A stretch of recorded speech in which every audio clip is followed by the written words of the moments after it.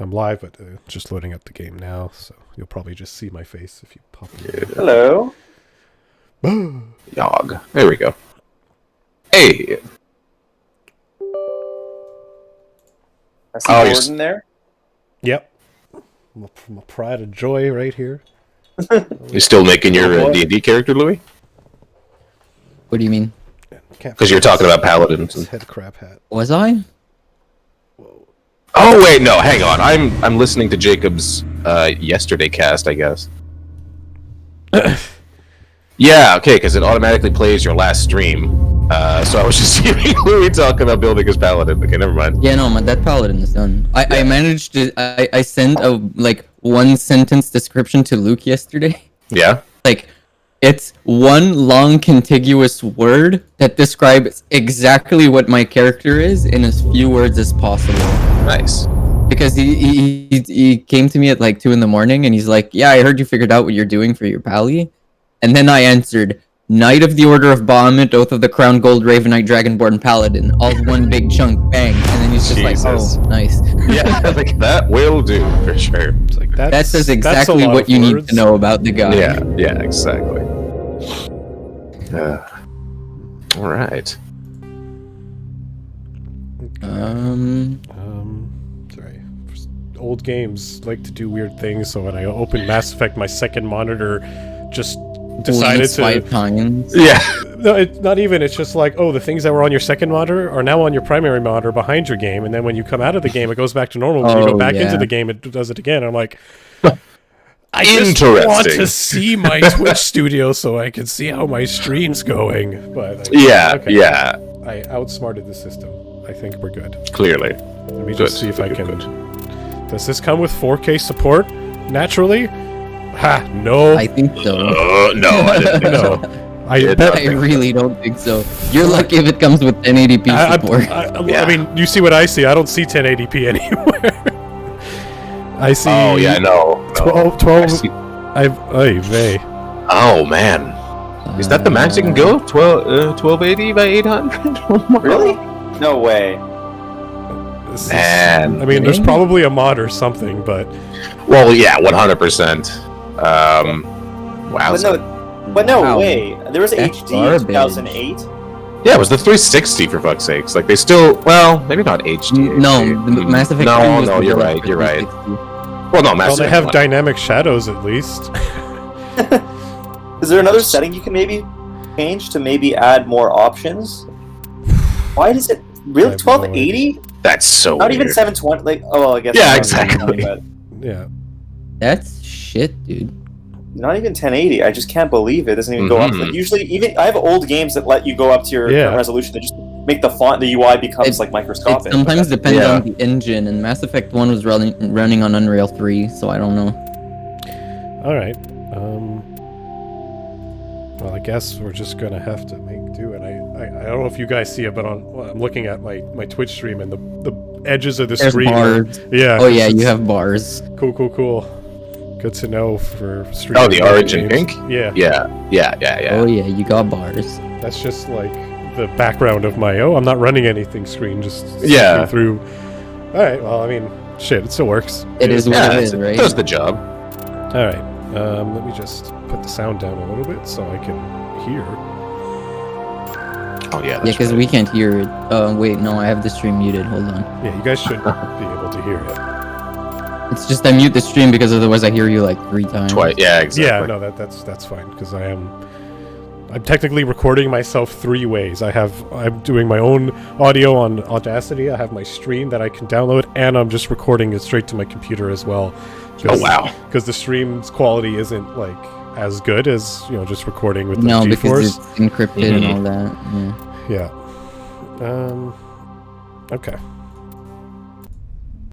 All right. So, welcome to are we ready to begin the latest episode of our average gaming podcast? About the most not average of games. Yes.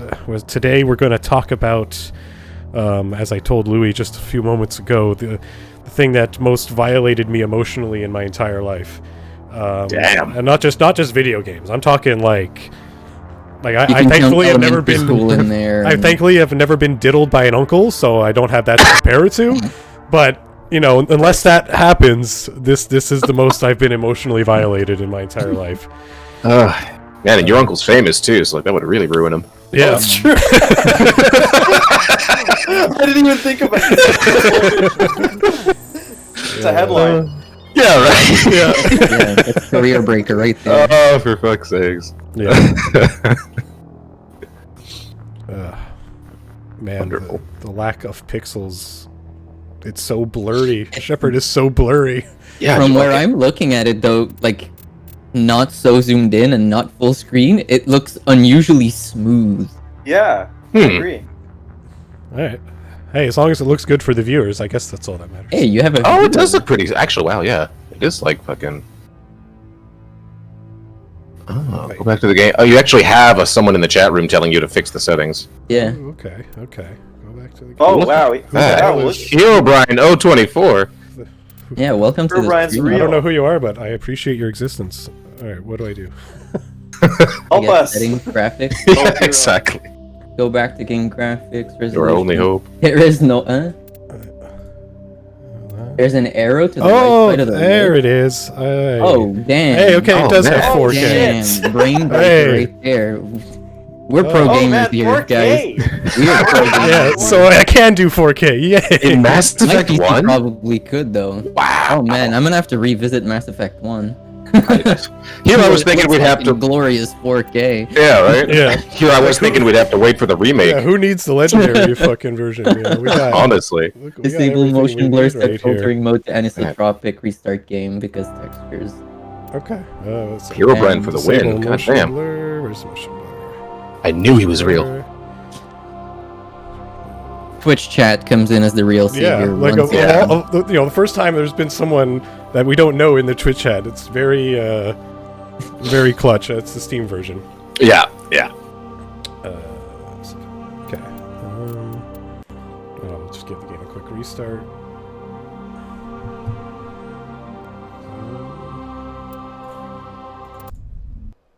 All right. He said Steam version doesn't come with a DLC. You can post the links here. Well,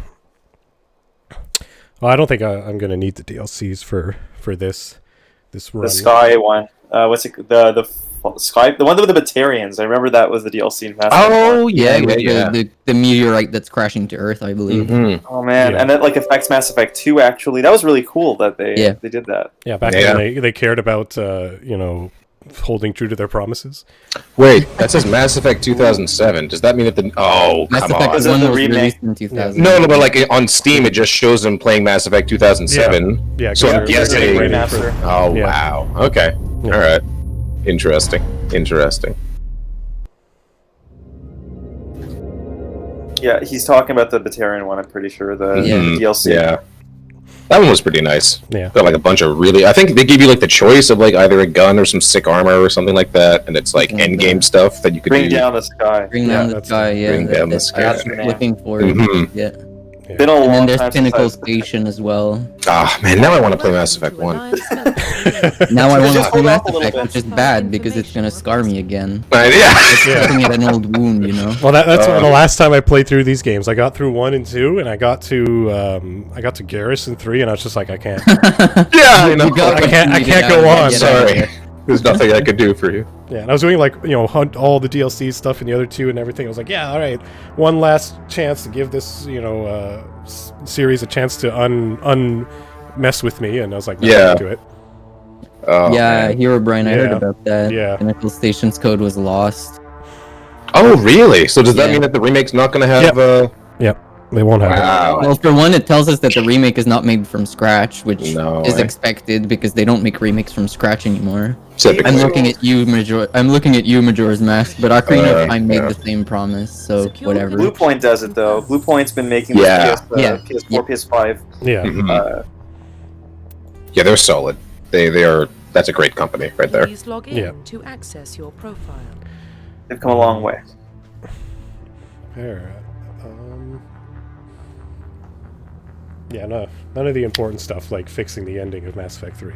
There is no fixing what's so broken. What do you? I don't even know what they would do. Scratch the entire game, bring back Drew Karpyshyn, and make the game you were supposed to make. That's what you do. Okay, so that's the long answer, and the one that would take the most resources. If you ask me, they could keep the game almost exactly as it is, but just make it that instead of choosing an ending at the very end, just pick a favorite color. Your ending is chosen based off of the decisions and the preparation that you made up until that point. That's still a lot of work to do to actually make an ending that can show that, like just in a in the remaster. Like if they're like, yeah, we'll add in an ending that makes people happier. It would take like more work than the remaster itself at this point. Like to consider everyone's choices. They should have done that back then. Now I think it's not worth their... Oh yeah, now it's too late for sure. I'm just saying like they could have kept even the 3 or I guess 4 endings, and then just instead of Shepard walking towards one of them off of your input, it would have been like, well, if you're not... Which one of the input makes the most sense given the choices you've made? Yeah, if you save the Arachnite Queen and the Geth and the Quarian, and etc., then synthesis. If you're not strong enough, or like you're just like, you let all your companions die and whatnot, you go for the destroy ending or the control ending or what have you. But yeah, I feel like that alone could have at least make it feel a little bit more like any of your opinions mattered and any of your choices had an outcome. It wouldn't make them good endings by any means, but I feel like the backlash would have been less, because it's a game about choice, and then in the end, none of your choices matter, because it doesn't matter which Shepard you played. You can be the most racist, anti-alien person ever, and then still choose synthesis, because, well, that's what I wanted to do with the last section. Well, that's not who that Shepard is, in my opinion. Yeah. Yeah, the ending is a little bit like ham-fisted, and even like Herobrine saying that there's like ending mods, and I feel like for me, I've looked into them. Ending mod in the past. Like, they're sorry. Go ahead. For me, I'm just saying that the mod that my head canon is the control, not the control, the destroy ending. Not destroy ending. Sorry, the indoctrination theory. Indoctrination theory. Yes. Thank you. Yeah. The only thing that they actually went out of their way to say that indoctrination theory was wrong. I totally remember that. They can't admit that that the fans wrote a better ending. Yeah.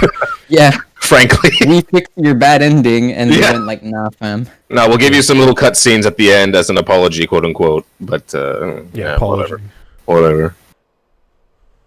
Anyways, we're not talking about shitting on the game right just yet. We're talking about all the creepy. Yeah, we'll get to that when we get to Mass Effect 3, and we could talk about all that stuff. But for now, let's start with our happiest memories. Yeah, the golden age of Mass Effect. Mass Effect 1? Oh, there's an indoctrination theory ending mod. That I did not know. Wow. That, I think... If you have a link to that I'd be interested in. Alright, hang on. I'm mod really come at the rescue of bad AAAs. I can't believe I'm saying this, but I'm going to start downloading Origin again so I can oh, man. get this shit rolling. No, just get the EA desktop app at this point. That's like Is that a thing? Yeah, it's replacing Origin, so it's got Mass Effect on it. Oh, yeah. Do I have to buy it again? A little cleaner. No, it's still EA. Like, you still have it's still the Origin account, I'd imagine. I hope so. Yeah, exactly. Just I'm not paying another $50 for Mass Effect again. Yeah. No. It still has everything. Like, it has all your games transferred. There's just some games that haven't been placed on it yet, but they're updating it constantly. Nice. Nexus mod, my old friend. Where have you been? Oh, yeah, I'm checking out all the screenshots of it now. So how they're playing this. You've been brainwashed, Shepard. Yeah, well, you have been. Yeah. I mean, yes. Those Citadel bureaucrats do everything they can to brainwash you. You need Extended Cut and Leviathan DLC. So that's good to know. I don't know if I ever got to Leviathan DLC. Leviathan DLC was actually a lot of fun. It was interesting. I know, Herobrine, we see it. It's there. There's no link filters. Yeah. Alright. Legion. Honorable heroes and good friends. Hold on, 5 viewers? Damn, dude, we're picking up steam. Yeah, there was Mass someone else. Effect's got that fame. Yeah, man. People love that game. For better or for worse, people just can't get enough of it. Mm-hmm. It was a space opera epic that, like, drew so many people in. Yeah. It was the space opera epic. Exactly. That defined a genre and then crushed it under its own foot. It's got a trilogy modding guy. This guy's fucking serious. Oh shit, what the fuck? We have like the master of Mass Effect with us. Oh man, this is the perfect guy to have here. Yeah. No, it's- I'm telling you, man. Twitch chat comes in to save the day again. Mm-hmm. Yeah. But yeah, I was gonna say, All like, right. you know, like that uncle that you know, takes advantage of you. For better or worse, you're never gonna forget Too it. drunk, a little too young. So as much as people still love Mass Effect and talk about Mass Effect, it's not necessarily a good thing. Mm-hmm. Yeah. Sharing tales of abuse here. But I yeah, guess. let's get back to making my character. Check out those mods in the future. But let's make this terrifying. How awful should I make him look? Should I just make him like a monster? Not Dark Souls bad, but like. Dark Souls bad. You just hit randomize in Dark Souls as many times as your thumb can take it, and then you Yeah. look at the face you get, and then you cry yourself to sleep for a couple weeks because you've created a monster. Yeah.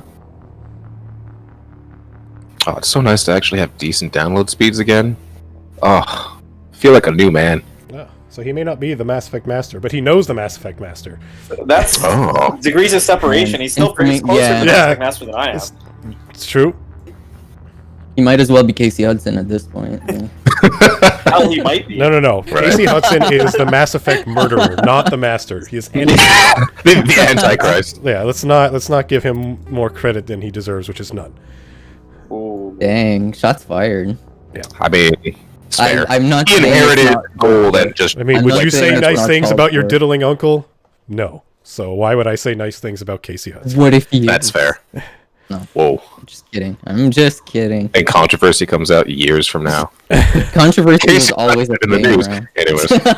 Because of some rando Twitch streamer with three followers. The expose on Casey. Okay, we should stop doing We this should before we probably get shut start the down. actual Yeah. Well, regardless, we're very thankful for anyone who's watching this stream. And Yeah. Herobrine, you are Oh, truly my You hero. are Thank literally, you. yeah, you are the hero of this podcast that hasn't even started yet. But Yeah. thank you for sharing all these things and being here. Mhm. And whoever else is here, because I think we got 5 viewers right now, so someone Yeah. else Yeah, is we working. do. And hey, if you guys are Three of them bored, probably us, but yeah, fair. the other Uh, two are very welcome to stay and invite their friends. Yeah. Yeah. We stream every Monday, usually around 2 o'clock or so, with a bunch of really long-winded and I think interesting podcasts. So you know, Yeah, I know this. long-winded, slightly out of subject, mostly on topic. yeah, Definitely a few tangents here and there. just a few. But that's how the human mind works, doesn't it? We Yeah. talk about things we like, and then we just tell stories. Mass Effect 1 randomizer, that must be, like, randomizers are usually a lot of Okay. fun. Yeah. I just don't, like, you randomize the enemies? Maybe more the Let's items, see. like drops. Well, and the that kind of- items are already random. And Like, randomize you initial get 4 food, starting yeah. weapons, randomize squad armor amp, Oh wow. you Ooh. randomize opening cutscene. What? I just clicked on the link and I'm just reading it. Yeah, me too. Randomize Navoria, Citadel, Pharaoh. NPC Spring head Dynasty. colors. Wow. Is this Yeah, a- randomized vowels. What? What? What? Wow. This Create a this new is language. this is opening a whole. Rewrite the You want to make galaxy the map. language sound alien, you just start mixing up the vowels. You got a selling formula right there. That's a fair Why is point. there a Knights of the Old Republic slider? Oh. That's Randomized code for face it. effects animations. What Oh. is- Oh, it's a level. Face effects. Knights of the Old Republic face effects. Okay, that's wow. Shit. Oh. Oh, so like okay, I think when they say face effects, they're talking more about how there was like your character's face changed depending if you're an asshole or not. But Mass Effect 2 had that. well, It's just Mass Effect 1 that did it. Stars. It was Yeah, all yeah. stars. Yeah, exactly. But 1 didn't have any physical difference depending on your. I think he just like looked mean all the time. Like he had this like permanently frustrated face. I mean, that might just be the animation. That might Mass just be Effect how he 1. feels about the game. Yeah, exactly. Oh boy. Alright. Okay. I'm just clicking real quick. How quick is this to install? Oh, the vowel mod. The randomizer, yeah. Oh. Basically, more ridiculous facial animations the higher you set it. Oh boy. I'll play Andromeda for that. Oh, too soon. Too soon. Not too soon. What are you saying? Andromeda was not that bad. I'm a firm defender of Andromeda. Oh, I it wasn't know. as great as it should have been, but it wasn't as bad as people make it to be. I mean too soon in the podcast. Save Oh, that for the sure, fourth okay. hour. Okay, yeah, I'm fine with that. I'm actually just going to try and install this randomizer real quick, because Confirm, why not? confirm. Why play the vanilla game when you can play it completely butchered? I that's it. say butchered with a lot of love, but Yeah, completely. I'm just curious to see how this would play out, so I'm going to give that a shot. But we can. Okay, can you please? Oh, I kind of want to see it with crazy facial animations. Yeah, that don't sounds worry. pretty good. I will, as long as I can figure out how to make this work, I will balls to the walls it. I guess while you're figuring that out, we can kind of like start some light subjects. Yeah, we firstly, can- If how you will don't you want to first? watch the pretty pink bubbles, I'm streaming some Loop Hero. It's a start, but let's try to keep it on Mass Effect. So let's start with a very basic question: how were you guys introduced to Mass Effect? I bought the Legend. I heard a lot of good things about the series, and I bought the collection edition on PS3. So I played them back to back to back to back. Cool. Okay, so you're actually a little bit late to the party. I was a in that late sense. bloomer to the party. Yes. Okay. I think it's the best way to do a series like this. I kind honestly, Louis, I would have wanted that because I got into Mass Effect really early, and when I finished Mass Effect 1, I was like, oh my god, this is going to be a trilogy. Yeah, I'm it like, sucks I to be you can't waiting wait. for 3 years. Waiting for 2 was unbearable for me. Like 2, I was like, I want it right when I beat Mass Effect 1. I was like, I need the sequel tomorrow. Like I need this it now. But It yeah, was I hear brutal. you. Oh yeah. I only got into Mass Effect because I didn't have a 360, and when they announced, I loved BioWare at the time. So like when they announced, At the when- time.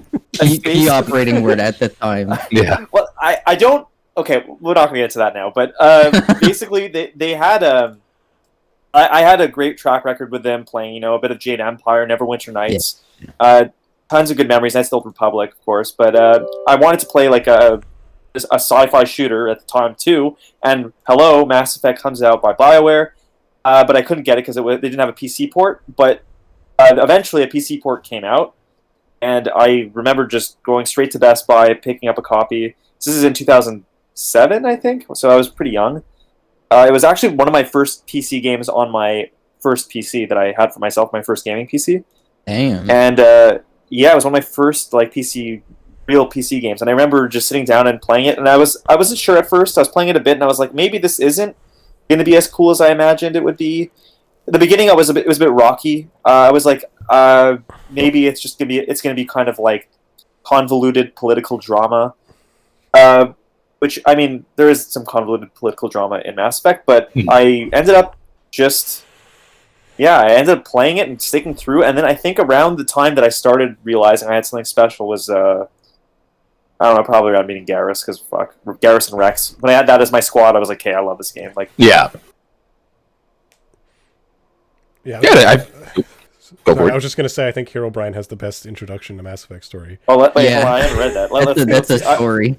Okay, now I have to read that. Hold on. Yeah, go ahead and read that. Well, Go ahead and read that while we keep chattering on because it's worth the read. it's definitely worth the read. Okay, well, I mean, I'm only like one sentence in it. It's already a bit more unique than I was expecting it to be. Yeah. I'm telling you, man. Like illegal black market Ukraine. All right, now Yes. got a yes. badass over here. That's awesome. I love hearing random gaming stories like that. Oh man, Yeah, those are the reason I game. Yeah. All right. The games I play are only background to the stories I tell. Yeah, exactly. Jesus Christ, 9 or 10. Also playing Mass Effect at like a 9. That's Ooh, yeah, no, I was definitely older than that. Yeah. Herobrine is clearly the baby in this chat room. You gave yourself away, buddy. Ah. Damn. It's probably worth a bit. Yo, I'm sure there's some hidden gems in there. Oh, 100%. There's nothing more fun than that. Those like old PC big box games and just sifting through them. Really fun. No! VR is fun. I love VR, but like... I built my room and took measurements to make sure I'd have space for VR, but I never bothered to install VR. So now I'm gonna have to drill holes in the wall again to mount VR stuff. It's only a matter of time. Yeah. So I'm First just world waiting problem. for the tech to upgrade one more notch and I'll be good for VR. yeah, the randomizer's just doing its thing, so it's probably gonna take another minute. But Randomizing. yeah. Were you done your introduction story, Julian? Or do you have Oh anything else you yeah, want for to Mass say? Effect 1, it wasn't anything super unique. Now I feel like it's really not unique. Come on. I was like, There's no, I no room worry. for basic And I bitches bought in it. here. They're arm wrestling against an Olympian. Don't try to fight it. Yeah, exactly. Oh gosh. Well, for me, I know it was. Was it I who told you about it? I think so. Like you, me, and Spencer were all like around the same time, and you guys were talking Right. about it. It was about. I know it was probably a few months. It was a few months before Mass Effect 2 came out, and I remember you guys talking about it, and I was like, "I'll check it out." And I remember vividly sitting in one of the hangout spots at John Abbott, watching probably IGN's review of it. And I'm like, okay, this is cool. This is cool. And then I, got home, got the game, physical copy that I still have. I'm proud of my physical And copy. I loaded it up, and before I even got to the main menu, I knew I was in for something amazing. There's the first note of the music that plays when you load the game after like the EA Bioware like flashes up in the first menu That's screen. kind of shaky, like very, very spacey note, because I don't know that I can call it a song, but like this new age feel of it almost. Yeah. Oh yeah. Memorable. Oh yeah. I guess I'm a little embarrassed about how I discovered the game. Don't tell me it was through World 34. No, well, I mean, you're not super far off. So the long and the short is that I was watching, again, Zero Punctuation do a review on the game, and it sure. seemed interesting at first, and they started talking about, like, the alien titties and sex scenes, and I was, like, a young, impressionable Plural? teenage boy. Yeah. Of course. Who dare sell you the idea of plural scenes? I know, right? So obviously I went and bought it, and then, yeah, it certainly took me a little bit longer to kind of fall in love with it. Like, I love the concept right off the bat. Being a big Star Wars fan and a big sci-fi fan, it just kind of, like, grabbed me. And then I think it wasn't until... Actually, yeah, I'm going to say kind of when you meet Garrus and Rex, because, like, you kind of just start with human companions at the start. I'm like, okay, well, humans are all right. Yeah, exactly. Well, before Ashley and Caden, there was one guy... the main crewman in the red shirt. And the red shirt who just gets, like, impaled in seconds. Oh, I don't even remember that guy. Is he become a husk or something? Right off the bat, he gets shot. Yeah. And then you meet with Ashley, and Ashley joins the party. Yeah, exactly. Yeah, it's you, Caden, and this other guy, because I think Caden's with you from the beginning. Yeah. Yeah, he is. And then you meet Ashley your on the lieutenant. planet. Yeah. And yes, Yeah, it was- blue alien side boob is the best reason to get the... Oh, Yeah. 100%. Everyone sees an Asari and they're like, I'm sold. Yeah, exactly. It's like, oh, Fox News is triggered? Sign me up. Yeah, exactly. I Basically. remember. Oh, Oh, man. yeah. I was just reading on that too. Like the words that were used in that specific interview is absolutely nonsense. Oh, yeah, of course. It tends to be on Fox. Like, wow. Also, for what it's worth, there's like the options with the randomizer. There's one button I click that says, give me a screed, I want to experience hell. So here we go. Oh, What have you done? Oh, I don't know, boy. but I can tell you the game-breaking options that Herobrine warned me against, well, they're all systems go, so... oh my God. Well, I'm curious to see what happens, so that'll be it. I'm gonna load it up and see what happens. Oh boy! Oh god, it's already different. Oh man, there was like an extra. Oh, I kid you not. There was a blogger when Mass Effect 1 released that stated something along the lines of Mass Effect can be customized to sodomize whatever, whomever, however the game player wishes. That's what Mass Effect's about, right? You can't make stuff like that up. You just can't. Pros unikoi. Oh boy. Oh. I guess reading's not gonna be a thing. You randomize the vowels. I randomized God. everything So it would let begins. me. I was hoping for Muss Effect, but that's okay. Sturt now curd earlier. No. Aptions. Guys, that's Aptions. Oaksit. Screw Brexit. We're Oaksit. Oh, Herobrine, you have opened a new world of possibilities for us. Thank you. You've made my day. That's taking randomizers to a whole other level. All right. I thought Pokemon randomizers were the shit, but Yeah, this is exactly. taking it to another place. Little did we know. Theod tap Sockrot. Dudubuso at the top corner. Dudubuso. Dudubuso. I'm missing that. Porcelain Dudubuso. Oh no. The pinnacle of modding right there. You're Yeah. right. Ubusu. You're right here, Brian. Establishing Sakura. What the hell? Oh boy. Confirm. Alright. Chan Shopard. This is beautiful. And Shopard. Shopard, we need you to save the world. Don't worry, guys. Save the world. And Shopard. Introvert. I'm a bit of an introvert, you know. Clus Saldior. Oh my god. Oh man.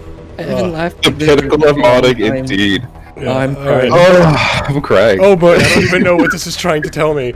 Anko, you confirm your Kuruktor. Oh man, my life is different. Yeah. My life is different now. I'll never be the same. Oh man. I'm gonna have to move my chat over a little bit just so I can see your game in its full glory. Yeah. Oh, for God's Alright. sake. Okay, so we'll keep it on normal difficulty. Normal. Yo, let's put the subtitles on. I want to see all this gloriousness. Yos. Oh boy. You have to Alright. say this in the jappiest way possible, like yos. Oh my Yos. Nah. Yos. Nah. Oh, Alright. for God's sakes. Stopped. All right. Oh god. Now the real fun. Now the real fun begins. I think. Yeah. We'll need Let's just- subtitles. Yeah. Let's just see this first scene, and then we'll What calm about down. Shepard? Well, you made your face man. already, right? Or was that later that you make it? I just went with the default. I just wanted to. Okay, yeah, jump into this. no He's raised problem. on the streets. Learn to- Adinu. Oh yeah, I remember him. Ambassador Adinu. Oh! What's happening? What am I looking? Then There was like a black Stars. Shepard's a survivor. pooped in Undorson. Is that the kind of person we want? They're speaking Batarian. Oh, Okay, my he's saying, God. he's saying Oh, that yeah. this randomized movement interpolation is severely breaking the special Call. cutscene cameras, so that's why I we see. can't see anything. Oh, okay. Oh, that's great. Oh, this is- Yep, that's Mo. You're probably wondering how I ended up. Oh my god, what is this? So Fumo and Rockard Scrutch. Oh. Yes, that's Mo. You're probably wondering how I ended up in this situation. Oh, Commander Shopard. Oh. oh boy, yeah, the cutscenes are. Maybe I'll They're a try. little jank. Yeah, maybe I'll try with redoing it with some actual cutscenes, because. No, this is great. What are you talking about? Oh my god. Whoa. Oh. Zoom What in am I- on Mars. I guess. Oh, look at those. Oh. Space looks like it's seen better days. It certainly looks a little stretched thin, to be fair. Come on, J4, what's going on here? Oh, the stars are merging with each other. Oh my God. I'm guessing that's the Mass Effect that's just booming about. Yeah.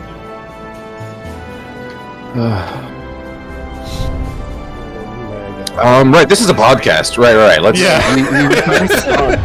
We are supposed to talk about. Shock, exactly. Oh God. Shell Oh. shock. Like, Oh my god.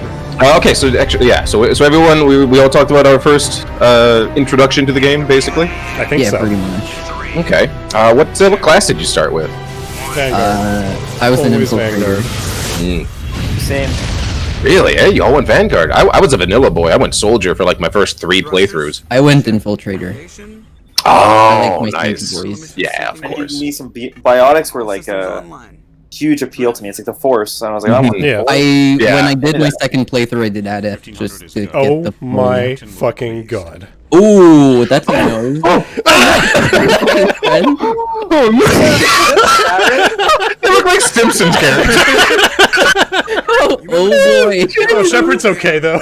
Oh yeah, he's fine. Yeah, Shepard's Thank fine. God. He's the one freak in this. Shepard put his makeup on this morning, I guess. Okay, wait till he starts making mouth movements, then we'll see. Oh, Only yeah. Vanguard. Yeah, I mean, Vanguard's the way to go. Let's be real. Oh my No, it's not. What are you saying? Vanguard's beautiful. You get to charge in, blast people. You still get a taste of biotics. Only an idiot Ugh. knows the official story. Oh man, Joker, what have they done to you? You're overreacting. Cat the cutter. I feel like you just put the wrong language and I'm just having to Yeah, at right. this point. Okay. He looks a little extra jawly, but that's fine. A little bit extra Just warn joy. the mass relay captain. Not as bad as the pilots. Systems engaged. Man, that pilot's seen better days. Yeah. Poor Joker. I know he's got Oh my brittle bone disease, but Yeah. Wow. that job was a real tough job. He might be underselling the severity of his case. Better brace Yeah. yourself, sir. Man, alright. It's great. Well, I'm happy we did this. Thank you, Now that we're everyone. done with this foray into madness, oh, do you think we're done? I haven't even started the we're not gameplay yet. done. You think I'm? I saying might we're go back done? and fix it so like this cutscenes work and some of the other I feel like I things just but like opened a door I wasn't supposed to open. Like, you know what, Dan? I feel like I'm Matthias right now. Yeah, I feel like Oh my I've God. witnessed something I wasn't Joker's supposed to witness. Yeah, And exactly. now my mind is never gonna be the same. Like, I'm looking upon the With face his- of God right now, and I don't understand. Gundo. Yeah, it really feels like a weird language. Oh, Connection confirmed. Oh, gosh. Shepherd. I just can't get enough Shepherd. Shepard. Shepherd. Chauffeur. Okay, movement is weird. Secure. Uh-huh. Okay. I see. You Well, look like you're drunk. just a Yeah, bit. I'm not gonna read all that because I don't know what language that is. Okay. hold Welcome on. to Alliance Military I wonder, Database. Do I have to start a new game if I re-randomize, or do you think you can just? Oh, we're in unknown territory Oh. here, man. I'm Ask the like- master; he'll Yeah. know. Hey, Hero, if I redo the randomizing, do I have to start a new game, or can I just do it? I feel like I'm gliding when I stop moving. I feel like you turned off gravity. Secure connection. Secure I wish I could connection jump, but confirmed. it's not a thing. No, that's. No, not until Andromeda. Oh, that's right. Yeah, they did introduce jumping in Andromeda, eh? Jetpacks. Oh, right, With the right. jetpack. Yeah. Do you feel like it really added more to Yeah. the game? Yes. Yeah. Okay. Three-dimensionality became a thing. It used to be that the game of XYZ was mostly about progression, but Mhm. in Andromeda, XYZ was very much an active thing. Like, you had classes, especially in the online, but you could do it in the single player. You had classes that could hover. Oh, yeah. The multiplayer for Andromeda. Yeah. See, that's the one that I kind of the regret not multiplayer getting was into. the same thing as Mass Effect 3, or basically the same thing as Wait, Mass Andromeda had Effect 3. multiplayer? Yeah, Yeah, Yeah, Mass it was Effect 3 had great. It was the multiplayer. same wave. It was the same wave thing where each wave progressively gets harder, and at the end you gotta retreat or. God, I don't even remember this. track. Yeah, it was good. It was, if anything, it was the big redeeming quality of Mass Effect Andromeda was the multiplayer. All right. I remember. Yeah. I remember 3's multiplayer, but I don't remember. Oh, the yeah. other. It's the Yeah. same. It's the same Loved it. formula. It's the same formula. All right. All right.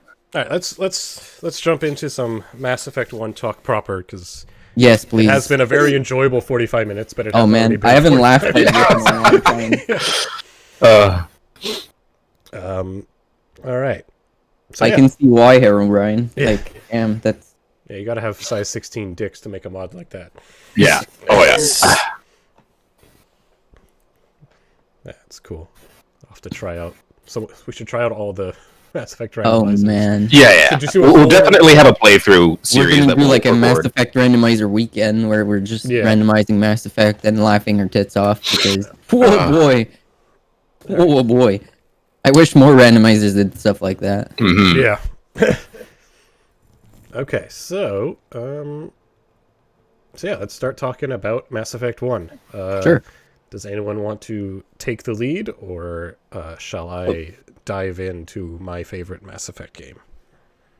Go for it. Really? I mean, yeah. that's a hot take you have right there. So how about you defend yourself, sir? Because Mass Okay. Effect 2 is clearly the superior. Well, I agree. Clearly, you are incorrect. Me so, too. Whoa. 3 against 1 here. Well, you know what they say. The majority is always wrong. Oh yeah. I think a lot of people say that. But does that make them wrong? Anyways. Yes. Yeah. Okay. So Mass Effect 1. Well, like I said, right off the bat, I was like feeling the special vibes just from the music right away, and just we couldn't really see it, but that opening cutscene that was turned into a horror show also, like, I remember just when you go through the mass relay for the first time, just chills, and I'm just like, okay, I am in 100%, and I just wish I could have been in even 1,000%, because Mass Effect 1. Okay, well, first of all, I'll concede one thing that Mass Effect 2 is better at: combat. End of discussion. Going on. Fair enough. And if that's the only reason you like it better, then you're playing Mass Effect for the wrong reason. But we'll get into that. But yeah, the main reasons why I just fell in love with Mass Effect 1. I mean, music, obviously, right off the bat. But the main thing above everything else, and we can get into more details of it as we keep talking about it. But the main thing is the story. The story.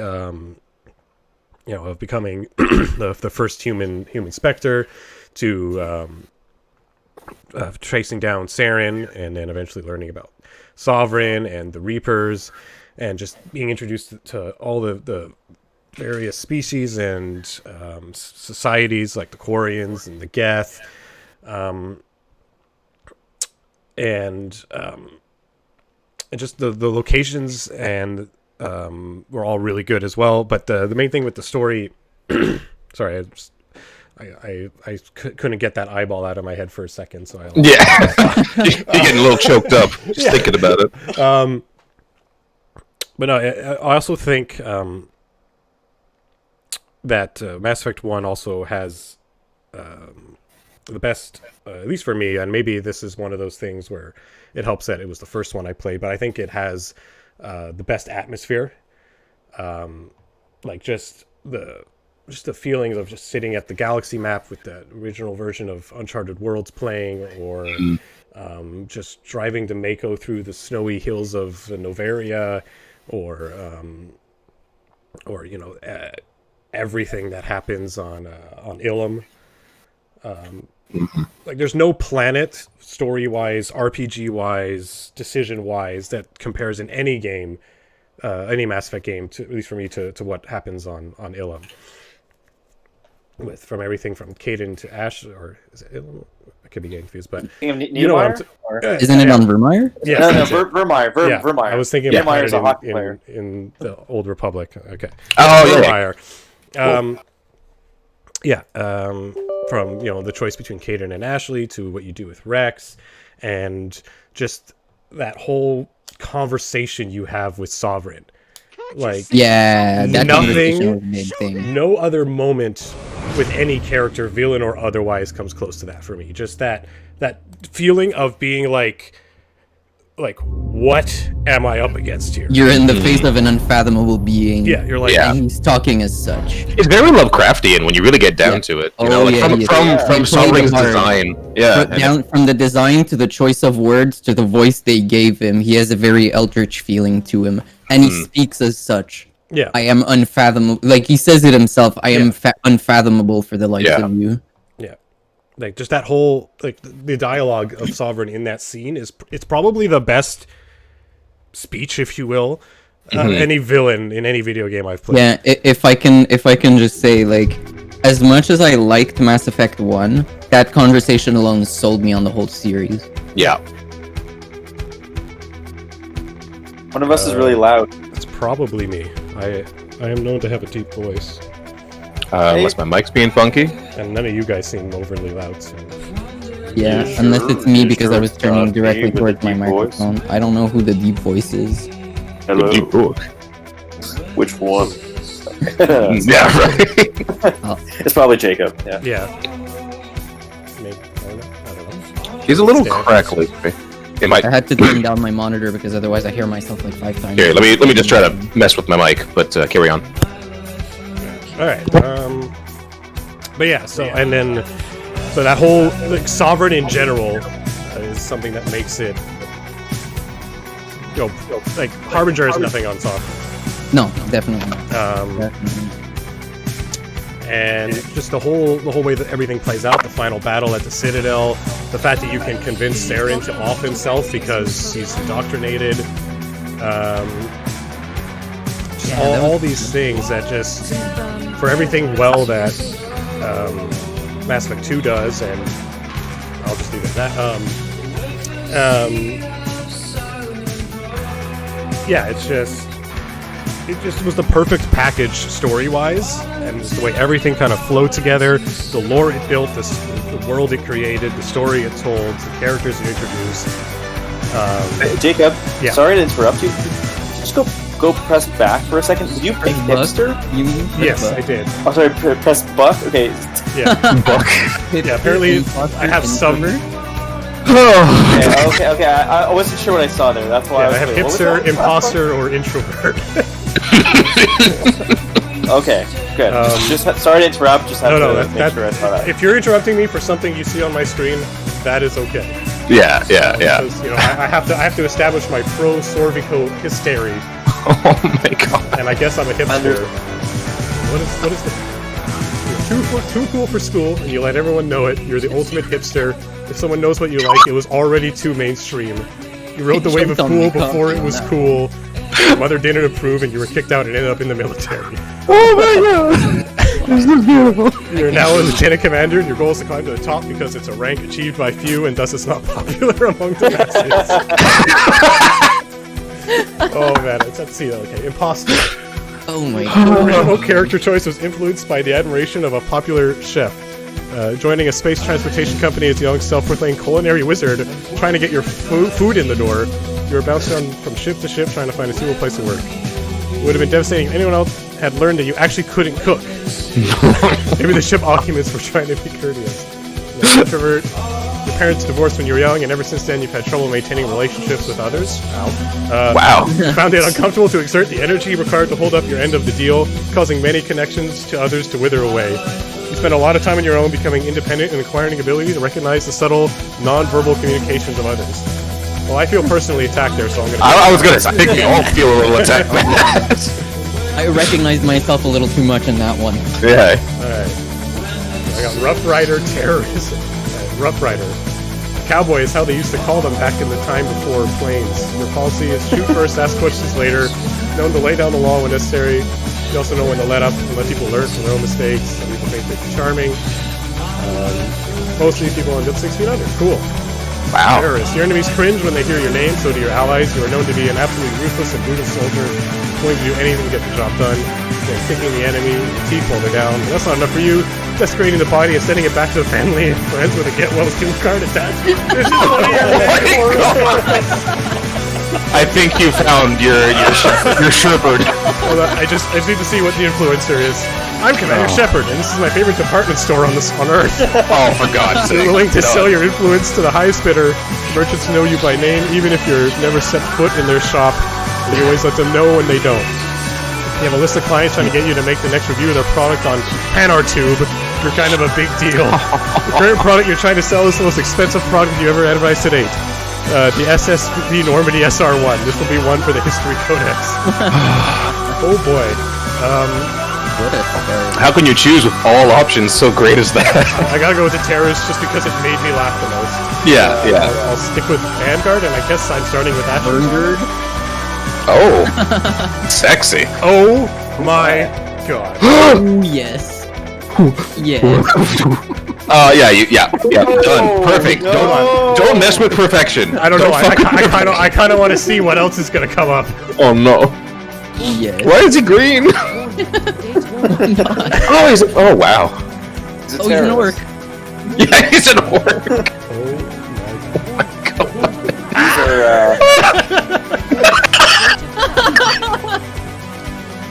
Oh boy. Oh boy. I'm gonna have a nice haircut. Oh boy. Okay, hold on. Indeed, best character creation, Steve. Oh, this is great. Man, Oh, for God's sake. Wow, that is... There's not even a regular skin tone. No, there is. There is, but why would you? Hold on. See if there's... hair spelled properly. Softness. Oh. I find it Yeah. funny that the hair is the most normal part of your character's head. Like, Yeah. Yeah, it's so ordinary. He's always just got a little spike on the front, but like his face is like a monster. there we go. Oh, beautiful. That's oh wow, you got all the colors in there, Chauffeur, right? introvert, terrorist, vanguard. Oh my god. And with a face like that, I gotta get it. Dan Chopard. I'd be terrified if I saw this man. Oh my god, right? Like Yeah. Jesus. As I you just should be. run. I just run as far as. And can. Chopper. Oh man. Oh man. Hero, you've completely derailed this podcast, but I could Yeah. His family.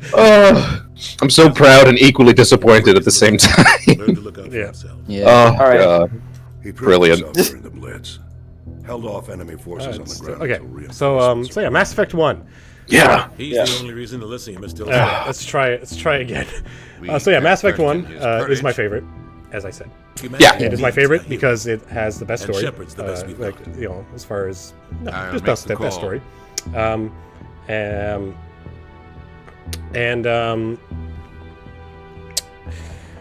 Yeah, like I said, Vermeer to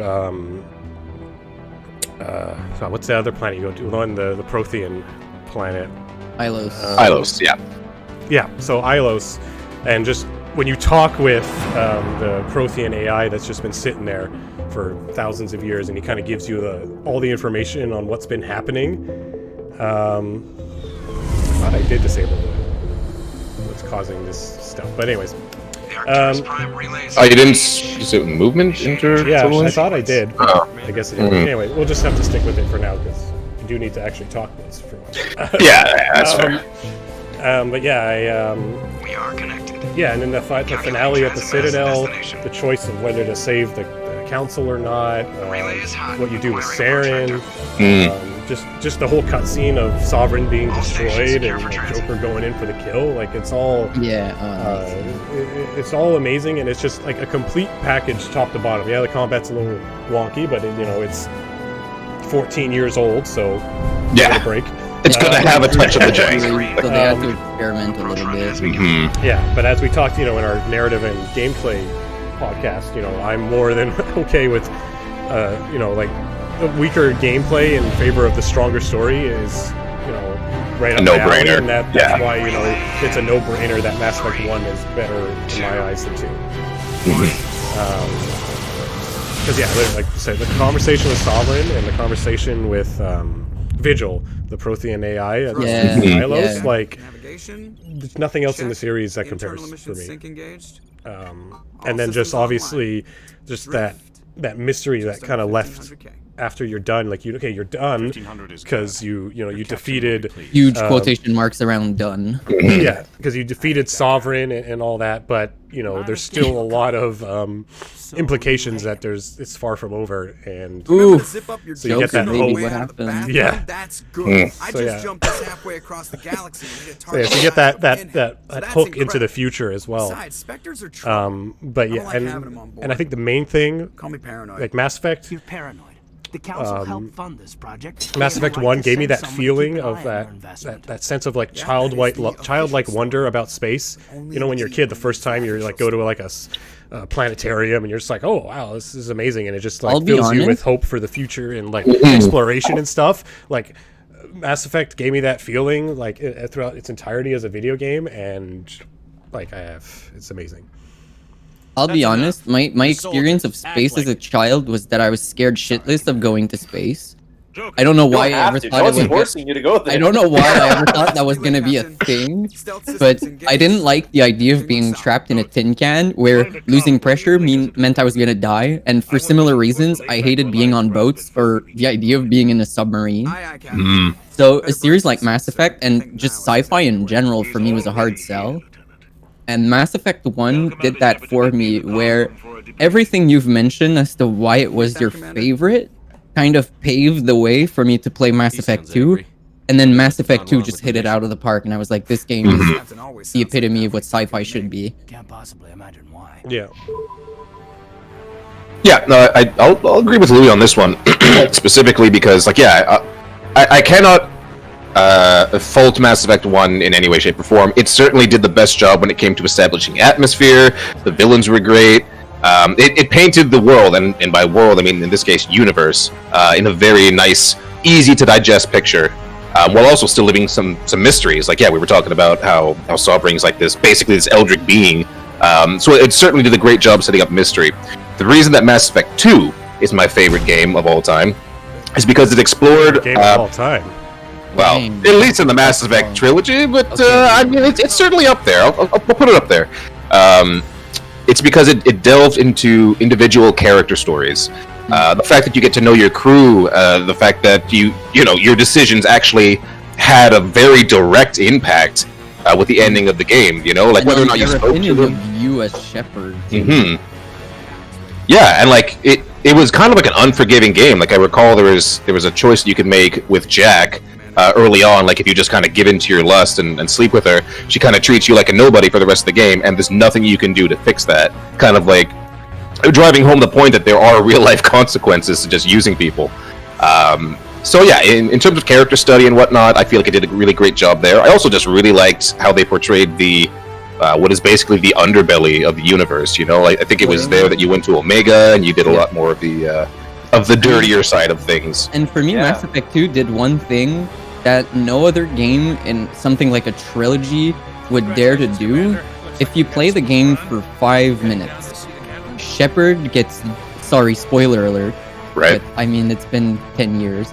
Yeah, they're re-releasing the trilogy. Before you do your point, I'm just reminding, we wanted to try to focus on Mass Effect 1 first and then Mass Effect 2, because you're both kind of like ignoring Mass Effect 1 and just kind of trying to... But you asked about my favorite, and my favorite is Mass Effect 2. No, I just said my favorite was Mass Effect 1, that's why I'm leading the discussion on Oh, Mass Effect 1. okay. Then you all are like, oh, we're all wrong, so Okay. now we're going to talk about it. Sorry. Damn, no, strong opinions. Then I'll keep this short. Despacing your main character at the introduction of a game is a ballsy move. Mm-hmm. And we'll talk on that more when we get to Mass Effect 2. But yeah, it's Please just continue. So yeah, I gave my piece on Mass Effect 1, and but yeah, it's not just about which one's better. Like, just talk about what you liked about Mass Effect 1, and just a general discussion on it. I mean, yeah. And we can go into more details on it, and then move on to 2. I feel like you circled around Mass Effect 1 pretty eloquently, where like you've highlighted everything that was a pretty good sell for it. They created a deep, rich universe that they had the luxury of expanding on in the later games. They left a lot of things vague or unknown so that they could dive deeper later, and that is good world building. They focused on what they needed to say, added elements to let the players wonder, and in the later iterations, they expanded on it. And where that's especially effective is when you start getting closer to some races like the Asari, where the more you get to know them, the more you realize that their perception of the rest of the species and the way the rest of the other species view them is hugely biased by a simple detail of their... I don't know if I can call it physiology, because they don't appear to have a fixed physiology, because they're, if I remember correctly, like, they always look as the ideal mate to whoever's looking at them. Yeah, exactly. So It's like it this woman over implies... here. Yeah. Whoa, Yeah. boy. Oh, baby. I was looking away because I was trying not to laugh. Whoa. That's dangerous stuff. Oh, man. man. Sorry, Commander, but Oof, those mouth animations or something else. Oh, yeah. Yeah.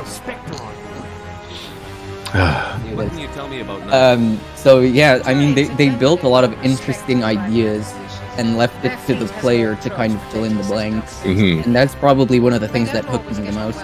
I'm someone who likes, when I play a game and I'm done with it, or as I'm playing, I like to come up with my own fanfics about whatever's happening in the game. And Mass Effect was so rich for something like this. Yeah. You had so many places, so many people, so many different races that were all so hugely different and slightly dysfunctional, but effectively dysfunctional. Mm-hmm. And yeah, Mass Effect 1 was great. It certainly, especially, like, I was hard to sell on sci-fi because I thought it was all very samey and very kind of cliche. Like, it fell very easily into the cliches, but even if Mass Effect goes into that cliche mine too, I don't feel it as hard. I still feel like it was fresh, like it was good, like it was inspired. Mm-hmm. So yeah, Mass Effect 1 was was definitely good. It was definitely, it paved the way for what was to come very beautifully. Commander Shepard. Yeah. I was hoping you'd Oof, get that definitely. side shot of the underside of the ship. Yeah, I was like, what happened? The face. Yeah. I can't stop looking at the face. The captain. It's like watching a car accident. Like, you know you shouldn't watch, but... We're watching the aftermath of a car accident, but the people are still alive and walking around. yeah, exactly. Morbid curiosity, I believe, is what they call it. Yeah. Okay, so here's a question that's kind of broad. What make you guys... Or what about Mass Effect 1 do you find it did that made it stand out enough from other genres at the time? Or from other similar kind of sci-fi games at the time? Games and just media in general, because like I guess for games I can't really think of too many around that era that was coming out sci-fi wise. But like, what makes it different from Star Trek, Star Wars, Battlestar Galactica, what have you? What gave it the edge? Is I guess what I'm asking for. I think that one of the main things that gave it its edge is, I mean, just in general, it was kind of like a culmination of all those other franchises, and like it's one of those examples of, you know, like you were saying, Louis, it's some of it's cliched or none of it's necessarily like groundbreaking, but it really it did everything so well. Mm-hmm. It wasn't revolutionary, but it was the best at what it was doing. You know, except for maybe combat-wise, but that's not really what's relevant here. But like, it's and also just as an RPG, you know, sci-fi or otherwise, you know, the vast lore, the world building, the codex. But you know, on top of that, yeah, it's just it kind of encapsulates everything that sci-fi lovers love about sci-fi. Mm-hmm. You know, it hits all those boxes, but it does it with a fresh enough coat of paint and a unique enough world that's also like easy to get into because it's, you know, not too far in the future. It's still based on Earth, you know, whereas like Star Wars at least is, you know, in another galaxy. But this is close to home. It's, you know, especially the first two games, very human focused, so you feel you're the center of the story as Shepard. And yeah, like I said, it just ticks all those boxes. It, you know, gives you the exploration, the music, that sense of wonder and mystery and fear and of the unknown. It just did everything those franchises did, and as good as they do, and put it together. And it was, you know, it was the video game's, you know, answer to those, you know, Star Trek and Star Wars in particular. You know, movies is Star Wars, TV is Star Trek, and video games had Mass Effect. Yeah. And I think, you know, a lot of that is because of just how well Mass Effect 1 was introduced and just everything they established there. That's why it kind of stood out. And it was also, you know, it had the benefit, you know, it's not like it came out of nowhere. You know, BioWare was pretty renowned at this point, so you hear the king of the RPGs is making an RPG space epic original IP, fully voice acted cinematic. You're just like, if this is even just, you know, half up to the hype, it's going to be amazing. And it was, you know, at least half beyond the hype. And created a franchise and an IP that, you know, I won't say will stand the test of time because it's been a rocky road the last 8-9 years. Yeah. But a franchise, though, that based off its start very easily could have stood the test of time and have, you know, and I'll talk about this more at the end when we wrap up all of them and our thoughts on the franchise, but Mass Effect 1 really felt like the beginning of something on the level of Star Wars. And that's why it was so good. That's why it became so popular. That's why everybody rushed to get Mass Effect 2, even if they hadn't played Mass Effect 1, because they just heard there's this, you know, really cool sci-fi game out there, and there's this new one coming out, and you know, Mass Effect 2 did a lot of things that helped bring in more people, but you know, the credit for the franchise and, you know, what it was, you know, is due to Mass Effect 1. And that's why it stood out. That's why it became what it is. And that's why I still think it's still the best one, because it's sure, it benefited from being the first, and there's always a bit of a bias towards the first in a franchise because it's your first experience with what it's offering. But I also still think, combat aside, it was the best offering by far as an RPG. Here's another reason why Mass Effect 1 is my favorite. It is the best RPG of the trilogy, and it's not even close. Mass Effect 3 is its own thing, and Andromeda as well, but even Mass Effect 2, you can already see the scaling back of RPG elements, the streamlining of mechanics and systems, and the gradual shedding of dialogue options. I'd give an example of how in-depth the dialogue options here, but I can't understand any of the words, so...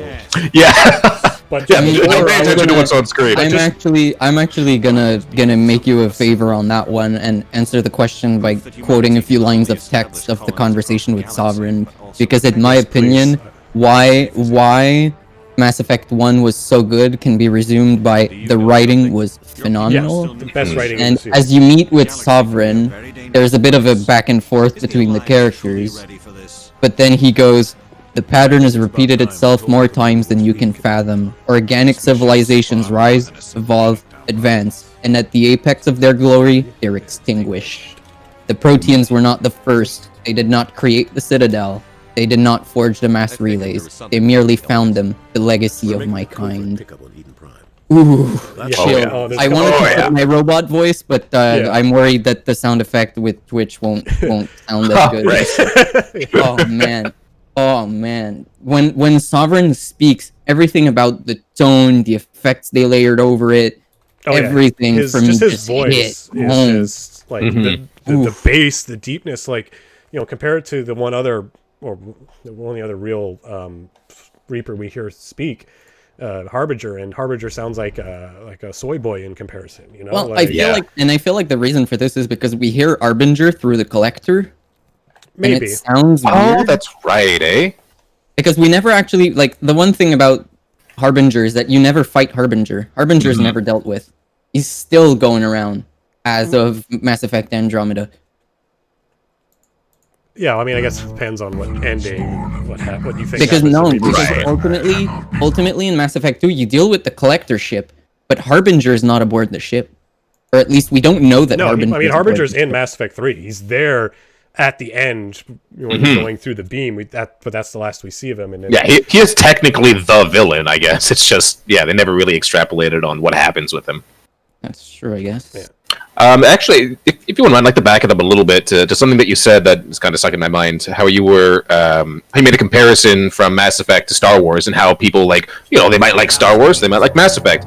I agree, 110%. I think what Mass Effect offered was obviously a very Star Wars-like experience, but it was kind of tailored in a way that was more meant for adults. I mean, as it's pretty common, aside from now that we have The Mandalorian and some other more PG-esque Star Wars things, it was very much like a family movie, and it never really delved into the deeper, darker elements of what, a connected galaxy would be like. Whereas Mass Effect, well, it wasn't like extremely overt with all of its dark tides and the like. It certainly touched on those subjects a lot more, creating this more adult experience that I feel it brought more people into it. Let's just make things clear. There's a strip club in the Citadel. Yeah, that's it exactly. Like, I don't know how else to put this more simple. There's a strip club in the Citadel. You wouldn't have seen that in a Star Wars game or in a Star Trek game. You humans don't have the best reputation. Especially not now that it's owned by Disney. There's a lot of rules. Oh boy, yeah. Forget about it. Dangerous. Sharing that beacon will improve. Yeah, it definitely. I agree. It had a broader, mature appeal. They know more about than we do. The beacon's not. Also, I just have to throw out another Sovereign quote because you inspired me, Louis. Yeah, you could quote the whole conversation. Keep it up, yeah. There was a time where I could do it all by memory, but it's been a while. But I wish I could. It's one of those things I wish I had to learn by heart in school because I would have done a killing. Yeah. Why do I know my credit card number but not this speech, Yeah, exactly. So there's one here. Organic life is nothing but genetic mutation, an accident. Your lives are measured in years and decades. You wither and die. And then he says, we are eternal, the pinnacle of evolution and existence. Before us, you are nothing. Your extinction is inevitable. We are the end of everything. Yeah, It's just like that's the line just before what I was reading. Yeah. Yeah, that's so. That entire conversation on Vermeer is like, okay, I'm in, bound and gagged, like, let's go. Yeah. That's heavy. There is an entire galaxy of races united. It's just amazing. Yeah. So yeah, Julian, I don't think you've dived in too much yet.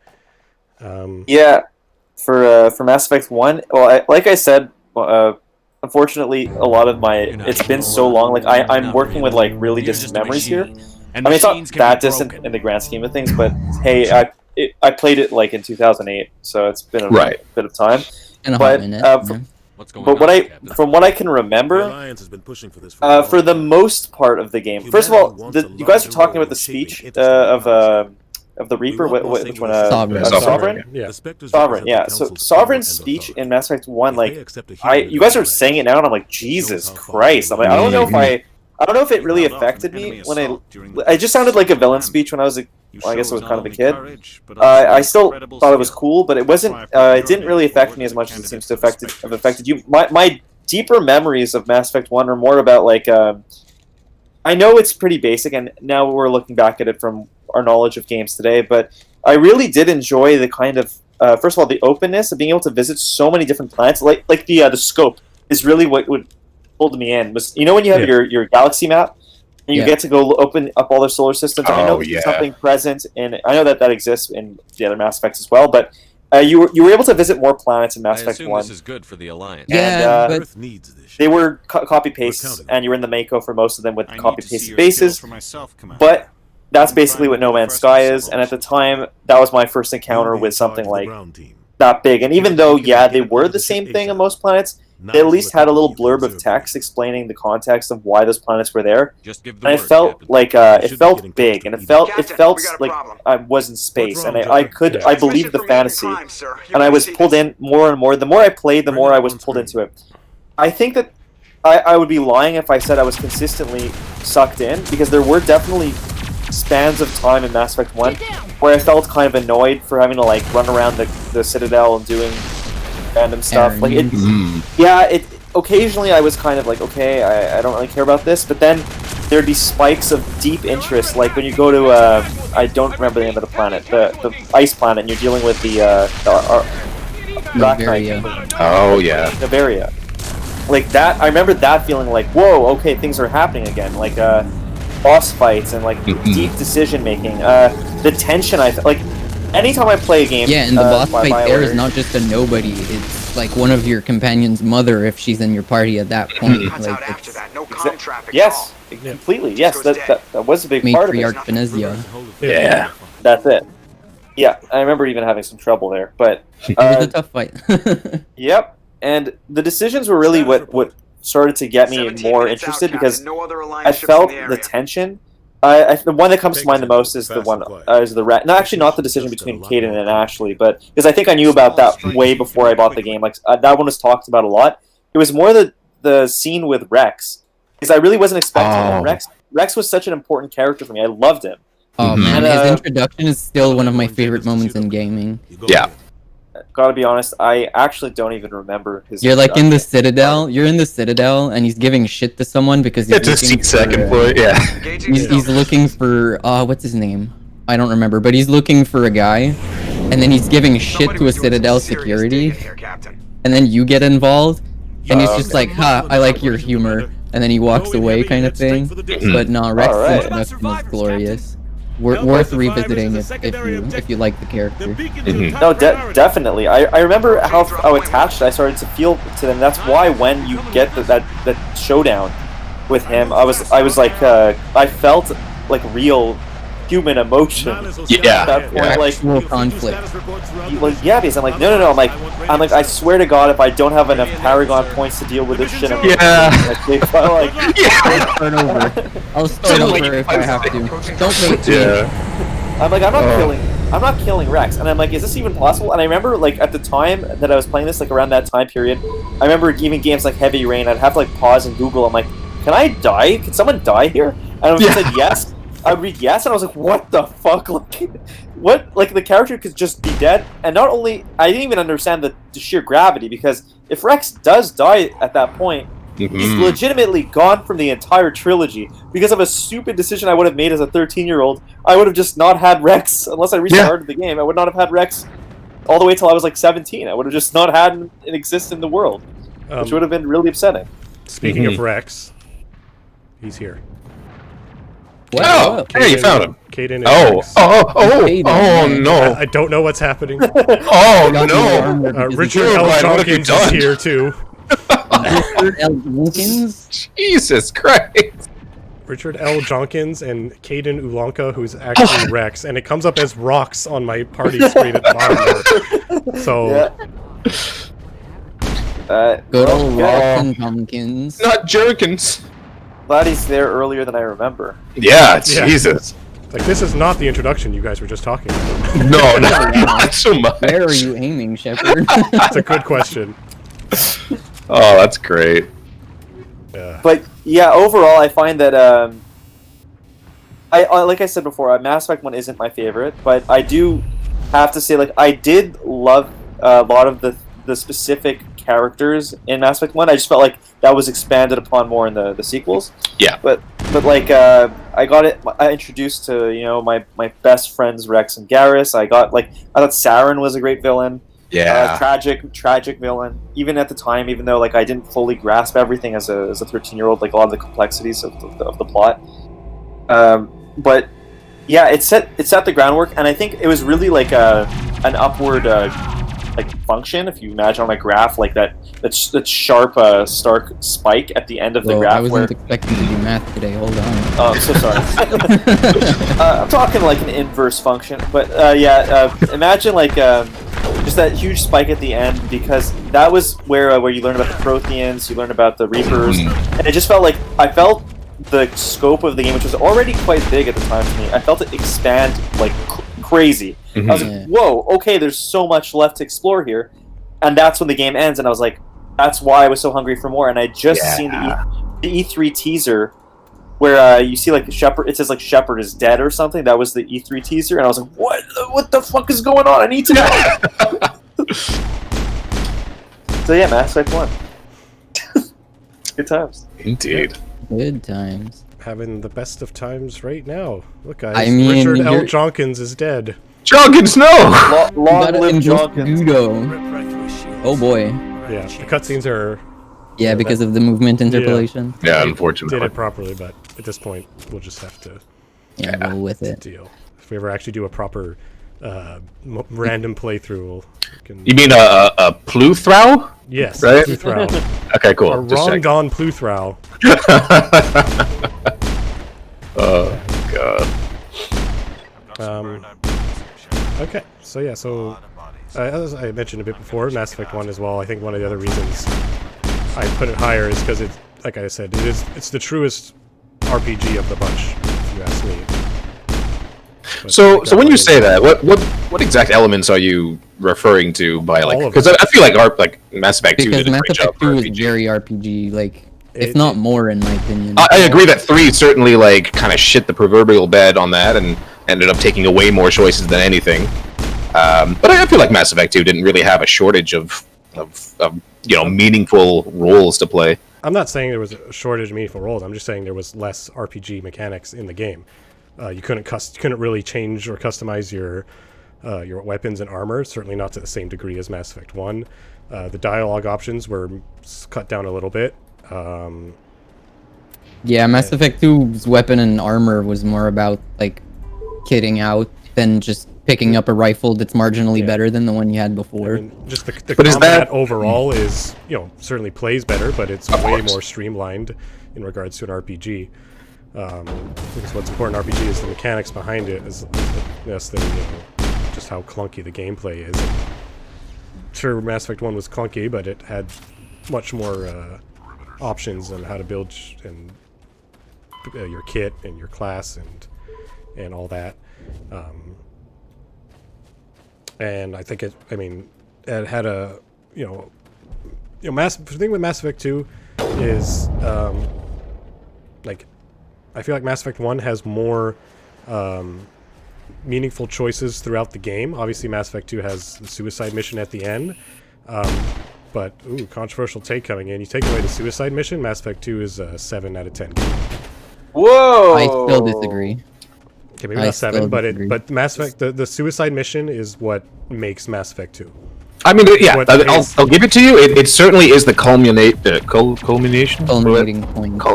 point, exactly, of all the choices that you made up to that point. It's like the big ending that has the big payoff, depending on how you play and the in game. that sense, it's a great RPG. But I feel like a lot of the stuff before that, I don't know. It's just not as RPG. I would say it's even more RPG than Mass Effect 1, because ultimately Mass Effect 1 ends very much the same way. Either you deal with the boss in a variety of ways, but ultimately, like... I mean, the Council Citadel being alive or not is pretty big deal. I mean, it was supposed to be a big deal. Yeah, but it's a choice at the very last... Like, after... It's like the 11th hour where they told you, like, okay, are you going to save them or not? Because at that point, you've already beaten Saren, you've already dealt with everything else. You just direct the Alliance ships to either go and deal with the Council or to not. And I feel like at the time, yeah, it was a bigger choice. But having the knowledge that we know now, that ultimately they just get replaced regardless. If you're going to play that card, then Mass Effect 2 is even worse in that regard. If you're going to play the in hindsight card, Mass Effect 2 is destroyed by Mass Effect 3. It literally takes all the big picture stories that was going on and abandons it. Not quite, because in Mass Effect 1, all your choice, like I said, Mass Effect 1, your choice, whatever. You save the Citadel, that's the end of it. Everyone's alive, whatever. Mass Effect 2, at least the ending can kind of change some parts of Mass Effect 3 based on who's alive and who's not. Whereas Mass Effect 1, it doesn't matter. Yeah, but, I mean, we'll get into this. Mass Effect 3 doesn't really matter who's alive and who's dead. I mean, no, but I'm talking from a game-to-game perspective, right? I mean, half your party can die in Mass Effect 1. By your own hand, not your own. The whole Rex thing. Anything that's more RPG because I'm choosing to kill my companions instead of just being negligent. Because honestly, if you know what if you're like, trying, like not even trying, if you just are being common sense smart, like you can easily finish Mass Effect 2 without anyone dying. The only reason anyone put the effort in, yeah. Not even like if you just do what the game is, which is the companion missions. Because that is the game. So as long as you do that, and don't forget that you can upgrade your ship like I did, everyone's going to survive, no problem. And that me forgetting that's more on me, because I saw it there. I just was like, I'll do it later, and then I never did it. Whereas, like, in Mass Effect 1, like, someone is going to die, and you have to choose who it is. There's no way out of it. But is that really more meaningful? Absolutely. Being forced to pick? I don't think so. I don't think so either. If you think of Walking Dead a little bit, the Telltale games, where a lot of the time it is choosing between which character you want to live and which one you want to die. But those characters, from a purely development standpoint, my problem with choosing between two characters, although I agree with Jacob that it does feel more meaningful and tense. My problem is that what tends to happen is if you're choosing between two characters in one scenario, those characters tend to fill the exact same spot plot-wise. And I mean, it's to some degree that ends up happening. Also, if you let a character die in Mass Effect 2, they get replaced by some sort of... Unfortunately. an imposter will come and replace them. I think that we should have had less possible character deaths, but more meaningful impacts, because that would have been the sacrifice made. Because there's too many variables. Like, okay, what if Mordin dies, but Thane doesn't? Or what if Thane dies and Garrus dies, but Kaidan survives? Like, there's just so many different ways to go about it. Like, there's so many combinations, because then you have to be like, well, why does Kane never talk to Rex? It's like, because we just assume statistically that both of them would be dead, or one of them would be at least dead. So there's no way they would have so they don't write enough dialogue, because otherwise there's so many possible dialogue interactions. It becomes like crazy, so they end up just taking the easy way out sometimes, and that's the problem with choosing between characters. And that's usually what happens, is like Kaidan and Ashley, extremely interchangeable characters. Yeah, they fill the role for each other, and same in Walking Dead Season 1.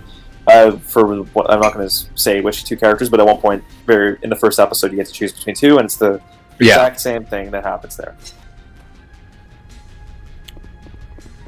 Yeah, and I wouldn't necessarily say that's a fault with the game, because at the end of the day, you do want to kind of have a story, you do want to kind of have, like, continuity and such. So I understand the inclusion of having these kind of interchangeable characters. But actually, a side note, and this is more of a question. So if you do let Mordin die in Mass Effect 2, can you even cure the genophage in Mass Effect 3? Yes. Yeah, but he's replaced by some generic Solarian. Every other scientist. character who dies in Mass Effect 2. Okay, well that's a Mass Effect 3 problem more than it is a Mass Effect 2 one.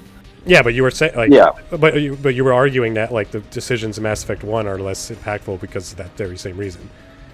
Like I would argue whether between like without hindsight, without Mass Effect 3 existing, the difference in importance between which companions survive in Mass Effect 2 and whether or not you save or not the Council, to me the Council is way bigger of a choice to save or should have been a way bigger of a choice to save or die. It should have been. But it was 100% certainly in the moment, at least for me, presented as such because this was supposed to be a galaxy changing. Yeah, because you're basically choosing humanity over the rest of the galaxy, right? Because like I think it was like to save a human warship or something, you end up sacrificing the Council, something along those lines. Yeah, you're choosing between the Council of non-human races, basically, because there's no human on it yet, and the humans, and that whole theme of humans versus non-humans is supposed to be a major thing in the games, and it is in the first two, but isn't in the third. But I'd still say, that decision, taken as it's presented at the time, is way more impactful, or has the potential to be way more impactful than which companions live or die. Maybe from a lore perspective, but I'd say from a gameplay perspective, not at all. Because having a character or not having a character is a bigger decision than whether or not these people are just going to get replaced anyways from some random schmucks, Yeah, but like you cannot replace Garrus. You cannot replace Rex. You cannot. I mean, like, yeah, Rex has a brother who does functionally the same thing, but like you don't have that companion. You don't have a companion slot to fill in that sense. Jack being involved, like all these other characters. I mean, once again, this is basically semantics at the end of the day. We're talking about a choice that was supposed to very much matter in both games. Like, yeah, the Council, living or dying, should have been should have had a far greater impact on the story and just like the state of things in Mass Effect 2. Well, yeah, but ultimately, being bounded within what was possible to develop at the time. Like, yeah, exactly. They threw so many choices that were supposed to be meaningful that I'm not surprised to see that they struggled to kind of reel it all in. Well, it wasn't that they struggled to reel it all in; they struggled to reel any of it. Well, same difference at this point. I'm not here to bash on Mass Effect 3 more than we're already gonna do when we speak of Mass Effect 3. Yeah. But I find that some of the decisions that you make in the first one kind of feel hollow, because whether you save the Council or not, there's a human Council member that's appointed to the Council. Whether you save Caden or Ashley, you still have a human companion as part of your group that's marginally better or worse depending on your opinion of Caden or Ashley. But they're both they are different. pretty One of them's bland. a raging racist. Dude, and the other one's a double store Karth. The whole story of Mass Effect is about racism, just to be clear. The whole story of Mass Effect is about racism. The Quarians get it from everyone else. The Asari benefit from a kind of racism that's a little insidious, because rather than being degraded for what they are, they're being praised for something they're not necessarily. Yeah. The Elcor are basically the laughingstock of the universe. The Volus, same thing. Like, there's racism rampant everywhere in that game, and that's why I find in the first one, some of those decisions didn't really hit as hard as they could, because they played it safe with, are you going to kill this or that character? Like, killing Rex is probably the most meaningful decision you'll make in Mass Effect 1. Yeah. And I find that moment could have been a little bit more intense. Just a little bit. Man. I just sent Ashley to her death, and then I had a gun on Rex. I don't know, man. Putting a gun on Rex happens before the mission. Oh, yeah. Either way. It happens before the mission. Everybody's feeling collected at this point. That's why I Rex killed... is pissed off because you're raiding a lab that's supposedly trying to cure the genophage. That's it. At the beginning, everybody's calm, cool, and collected except Rex, because he doesn't like why he's here. Yeah. It could, if it was during the mission, like, you get to the point where you got to make the choice to destroy the cure or keep it, and then he goes, "No, we're keeping it or we're fighting." What are you doing? That would have been I'm intense. Dr. Warren. But they played it earlier in that setting because they had another big choice coming. They had another big reveal coming. So I find that could have been a little different. Whereas in Mass Effect 2, a lot of the decisions you make, like, sure, should have been a little more meaningful in the grand scheme of things because Mass Effect 3 kind of disregards most of it anyways. But at least it feels like you're trying to have an impact that's not just he lives, he dies kind of thing. Well, what I'm struggling to find an example because it's been like 8 years that I... The entire decision system is on who lives and who dies in your party. Like, I can't think of any other major decision in that game that doesn't revolve around your party or the suicide mission. But it's not even necessarily a decision. It's more a result of your actions than anything else. The thing about the people dying or living in Mass Effect 2 is that it's more about, is Shepard a good tactical thinker? Does he realize and recognize the strength of his team? It has very little to do with decision making and everything to do with if you're actually role-playing as Shepard and he's actually the skilled commander he is, I was gonna say good, but good doesn't describe what he is. The skilled commander he is, then those decisions of who do you send to do what are no-brainers. Because he would know his team inside out. That's his job as a commander.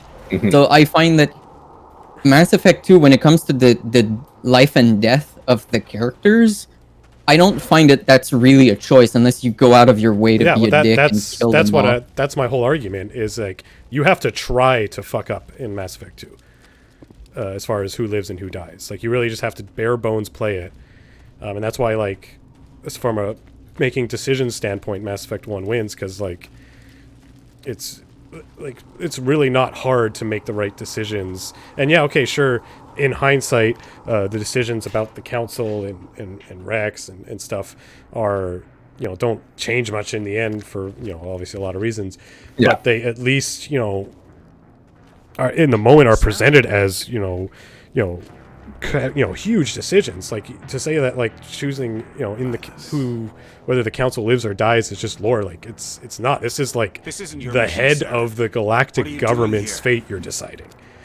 And of course, like I said, it doesn't come up much later on, but as far as getting your end state in a single game, like as we're talking about each game on their own, it's way more intriguing and adds way more weight to it because you don't know the consequence of it. And again, I'm not going to blame the game because BioWare dropped the ball through the sequels, but in the moment, this is a galaxy-changing moment because the entire leadership of the galaxy has been altered. Regardless of the fact, okay, a human's going to go on either way because reasons, but and in the end, sure, the different council members aren't the same, but it gave you the idea that, like, okay, we went from an alien-dominated society to now humans are, taking the mantle of leading this galactic civilization. But obviously it doesn't really materialize the way we hope, but in the moment that's way more meaningful and impactful than, I gotta be nice to this person so they don't die. Cool. I mean, I guess that the only ones that matter in Mass Effect 2, and even though not so much because you can, like, resolve it where everybody's happy, the only ones that I think really, like, get any sort of, like, thought out of it is, like, when you have to choose between, like, Miranda and I think it's Tali. Or Twin. Oh, no, I mean, like, within your group. You can choose, like, or no, it's Jack and Miranda. They're always at each other's throats. Like, that's the reason with my last playthrough that I did in Mass Effect 2 before Mass Effect 3, Jack died because I sided with Miranda. Those are the only ones where I'm like, okay, that's cool because I have to make a choice.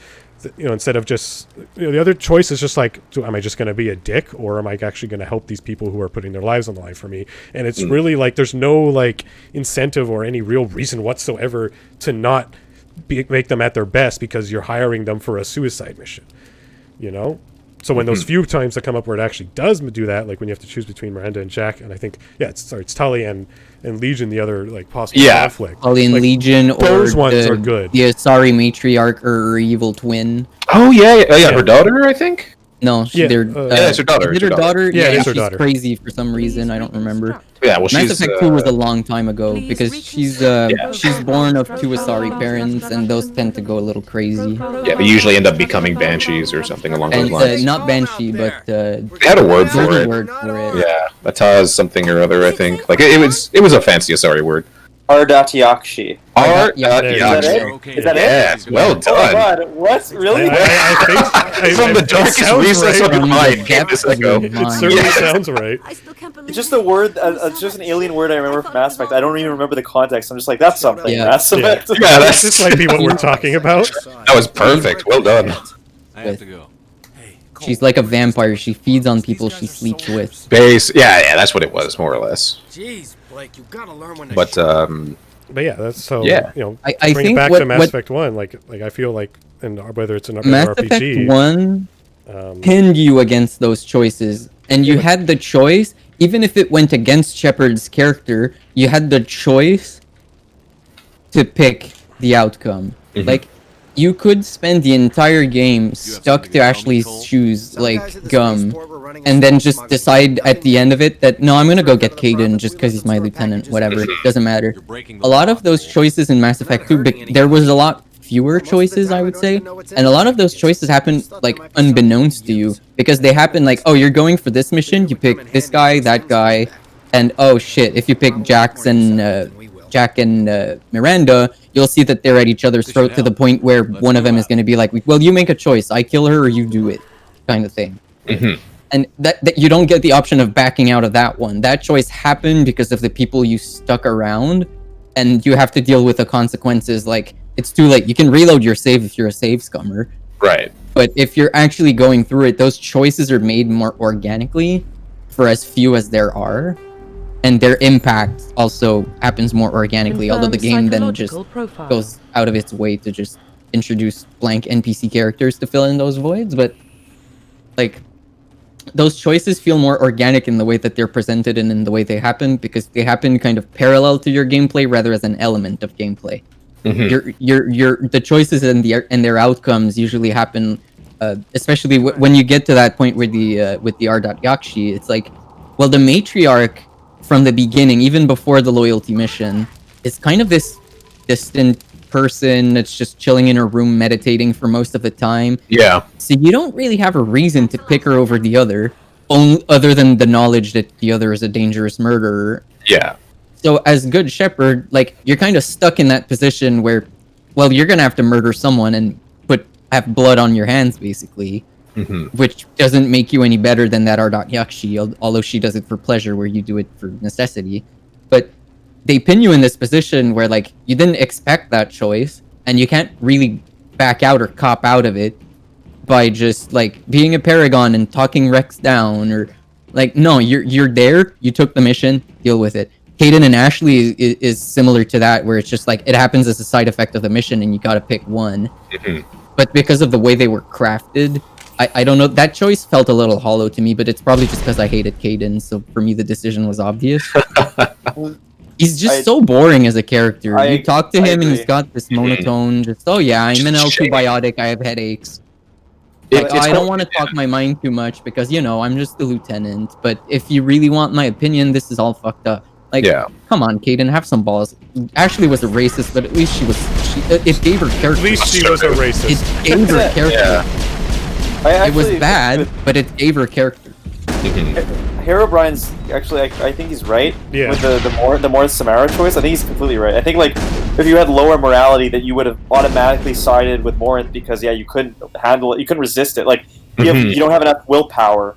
Like, your will to be a paragon is like, it's like, no, I choose Samara. But if you're like, you know, you don't have the willpower, you're like, no, Morinth, you're right, Morinth. I'll do anything you want, babe. Yeah, that's it, right? Exactly. He's a star, so that's exactly how they operate.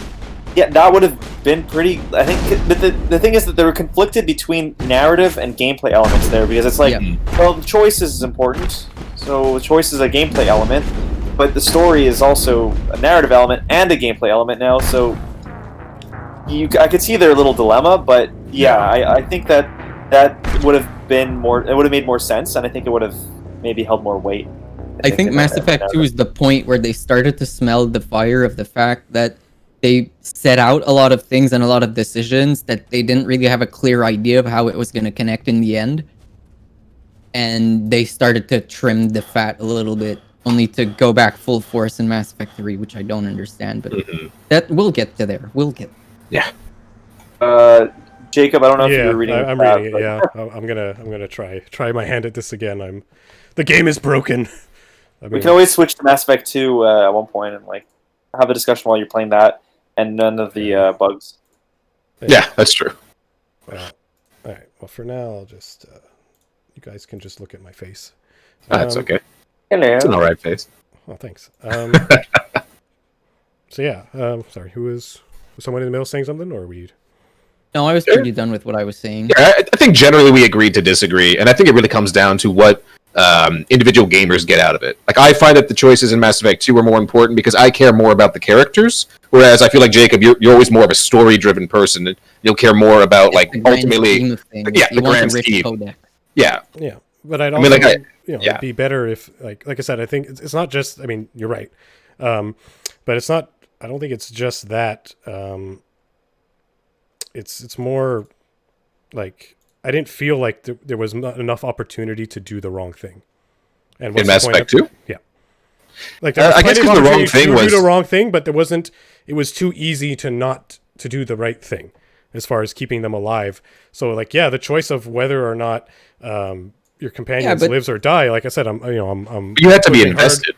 It wasn't just a button you pressed. You had to like go. You had to talk to the characters. You had to do their. But that's my point. Mission. That's the whole game, though. It's not like you have this big sprawling story, and then you also have all your companions that you can choose to interact with. It's like no, like if you're not interacting with your companions, you'll finish Mass Effect 2 getting everybody killed in a matter of hours. Oh yeah, like, but the entire game is that, and if the entire game is that, I feel like it should have been. There should have been more. It shouldn't have been so easy to do everything so right. But I feel like we're kind of glossing over the fact I didn't because I'm dumb. It's not because it was hard. The mechanic was right there. I just ignored it. I mean, that was your shepherd, though. That stands for most of the major choices. But if you look at the small choices that you made throughout the game that defined whether or not you were Paragon or Renegade, I find that Mass Effect 2 going Renegade involved that Shepard was more of a dick than he was in the first one. Oh, went harder into his darkness because you got to remember who he's dealing with. Like, he's siding willingly or unwillingly. Cerberus? Cerberus.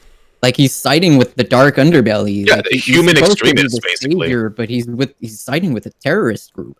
Mm-hmm. And a lot of the choices that you had to make, like, if you were going to do the Renegade playthrough, like, you kind of have to come to terms with the fact that you're going to be not just a little bit of an asshole, but a huge asshole for most of your playthrough. Sure, you don't get to make the big, meaningful choices that you made in Mass Effect 1 by the end of it, but over the course of the game, I find that the decisions you've made, the small decisions you've made, carry more weight in defining Shepard as a person than in the first one. Because in the first one, being a renegade usually means you answer bluntly and gruntishly to people. Yeah, you answer with your gun, typically. You answer with, like, oh, I'm just going to punch you in the throat, and then battle ensues, and then you get a few renegade points because you murdered a few people. Yeah. Or you just give the answer that's, like, the racist answer. You knocked out a whatever. reporter. Yeah, but Mass Effect 2, it was Mass Effect 2 that introduced that, like, quick time event where you can just, like, mid-interrogation punch a guy in the face, like, come on, give me the information. Like, I thought you were supposed to be the good cop, Shepard. Like, what the fuck? Punching people? Oh, man. I didn't do that often, but whenever I did, it was always very satisfying. Like, the interviewer just, like, I'm gonna punch you. Oh, beautiful. Definitely a lot of cool stuff like that. And I think, you know, the things that Hero is saying about the cut conflicts between characters, I think that would have made the choices more impactful too if you had more of those. Oh yeah, and I think you know, at the end of the day, it's we have to remember we're talking about RPG game decisions. We're not talking about how, like, 'cause in any game where you make any sort of marginal decisions, that's story or character based, you'll have character development and have a way to define yourself as a Shepard or as a Geralt or as any other character by the end. But this all started initially because we're like, okay, why do I think one's a better RPG? It's because it has, better choices where, like, it's clear. Because, like, if you love the companions in 2, which everybody should, that's great, and you can prefer that game or that kind of story because you prefer characters to story, but that's not what we're talking about with decisions. I'm just saying, like, the decisions have less overall impact on the story unless you're deliberately going out of your way to do things wrong. Whereas, the decisions you make in 2, have far, greater potential repercussions, or should have. But again, we're talking in the moment, and yeah, I mean, just whether or not you can have Saren off himself is more impactful to me than whether or not I accept Jacob's loyalty mission. Because that's the only choice you have to make in regards to outcomes, is whether or not you accept their loyalty mission. And then how you deal with the ones that conflict with each other. Everything else, how they build as a character, how you like them and how you like their story is obviously important, but it's not what I was referring to. I'm talking about just straight choices, and that's why I think Mass Effect 1 is a better, typical RPG, because it has those more broadly impactful and world-changing choices, whereas the choices that we're talking about in Mass Effect 2 with the companions are less choices and more just your choices whether or not you accept the quest. Whereas in other games, it's like, okay, you're doing the quest, and then there's a choice at the end of said quest. But once you do the loyalty missions for your companions, like, yeah, there's like within their little stories decisions, but once you've done them, like, they're yours. The only way you can ruin that is if it's one of the ones that gets into a fight with the other and you side against them. So like I said, it's not talking about what story's better, what storytelling is better. I'm just saying the decisions that are made. I found a little collection of some of the important choices in Mass Effect 2. And you can tell me whether or not it's meaningful. Okay, one of the first at all. I'm just saying the companion ones is a little meh. But like, they list 3 for each, and let's see very quickly. Like for Mass Effect 1, the big meaningful ones: you save or kill the Arachnite Queen, you save or kill Ashley, or you save humanity or the Council. Well, don't forget Rex. Those are probably the 3 big ones. Well, yeah.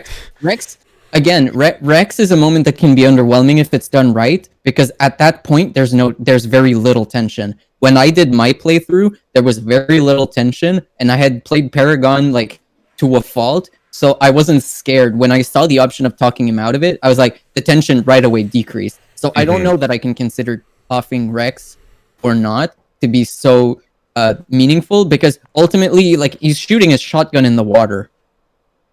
Like, that's not like mid space battle, you gotta decide whether you save the Council or humanity.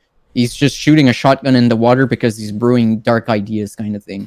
Yeah. That moment to me for my playthrough really wasn't like, I was worried because he was a cool character I wanted to keep, but as soon as I saw the option of like, you should go talk to Rex and maybe talk him down, I was like, I'm probably gonna get that option and I'll do it.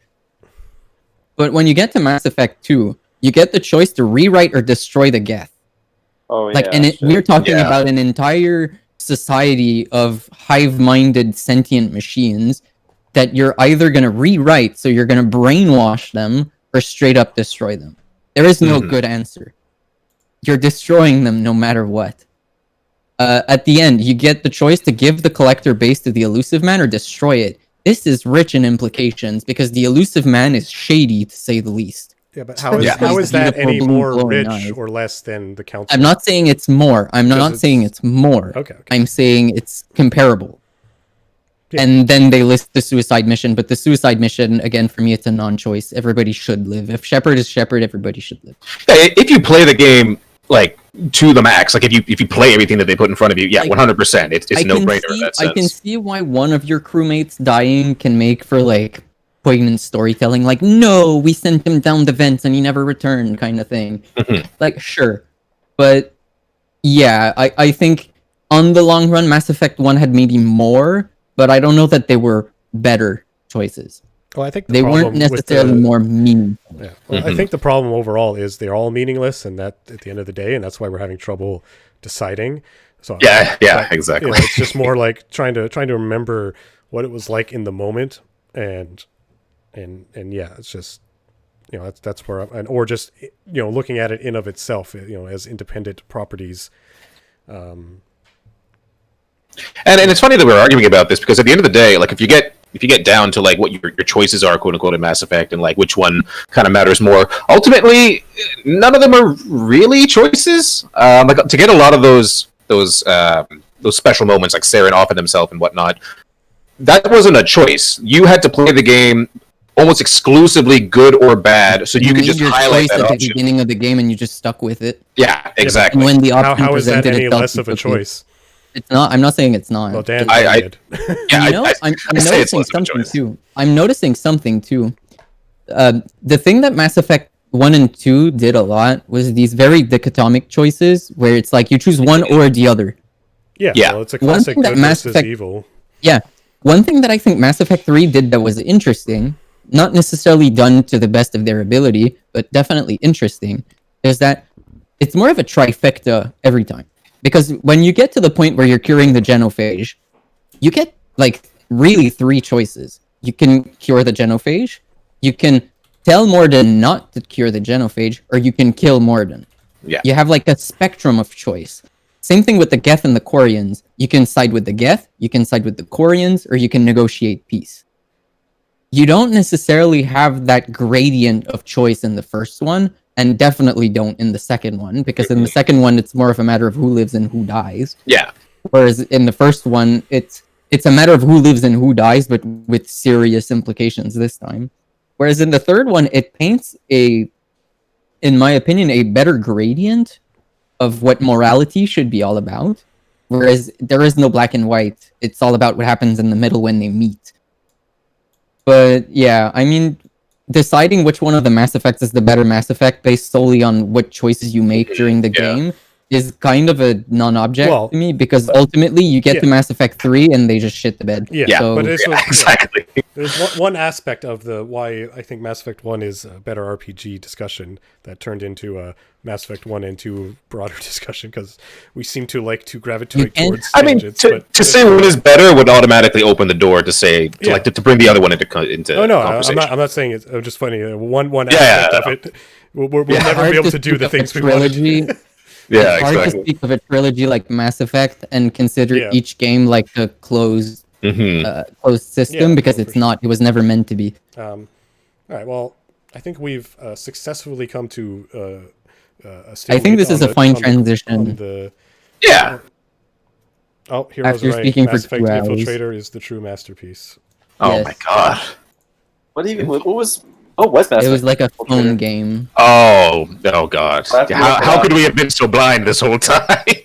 My god. It's gorgeous. Yeah. It's beautiful.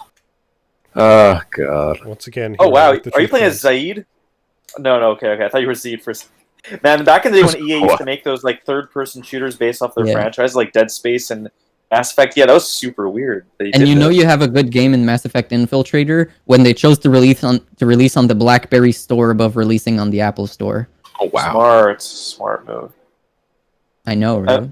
I know that this game is probably no longer available for purchase. Yeah. Probably not. Would not be surprised. Well, still cool. Fun fact: it's just like the Mass Effect Raider universe comic series that I have. Or they add like a lot, I find, to the narrative. Nice. Specifically, Elusive Man. There's like a whole Elusive Man series. I would have liked to hear a little bit more about him, because I feel like even in Mass Effect 3, when you deal with him, however little you do, either his motivations or like his process and his involvement in the grand scheme is never really fully explained. It's pretty clear though. It's pretty easy to guess what it is. He was indoctrinated 100%. He wants to see the Reapers fall so that he can become them. Right. That's all it is.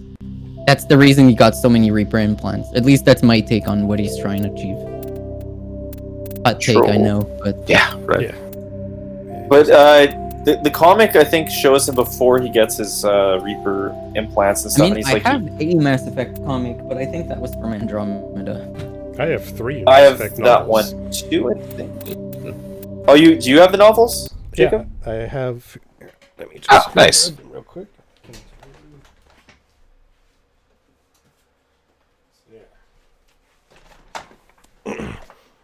Whoops. So I have Ascension, Retribution, and Revelation. Is that like all of them? All the good ones. All the ones written by Drew. Revelation is about Saren and Anderson's history before the first game. Cool. Ascension was about Kaylee Sanders. Some Cerberus plot. Yeah, I don't really remember. And Retribution was also definitely all about Elusive Man. And I also think it was in this book. Yeah, Kaylee's also in this book. I think Kaylee Grayson is actually the character they throw out there to be the generic replacement for Jack, if she isn't in 3. Oh. Yeah. Oh, yeah. The one that's like she's there at the biotic school or whatever. Yeah. Biotic facility. Yeah. Okay. And what's his name? The Asian assassin there, Kate. Oh, the one who kills Thane. Kai Lang. Kai Lang. Yeah. He's also introduced in these books. Awesome. So I knew Right. before that game even came out. Yeah, which is interesting because I mean, like I had no knowledge of this character whatsoever, and he just kind of thrown into Mass Effect 3. So that was a little and they jarring. make him to be like this big deal, and you're like, but who is he? Yeah, he's just some dude with a sword. Like, come on. He's mean. He's a meanie. Yeah, exactly. Big meanie. He's gonna stab your fish father. No. I really like Fish Father. Oh yeah, Fame famous. was important. to me. Amazing. Loved him as a character. Yeah, he was good. No.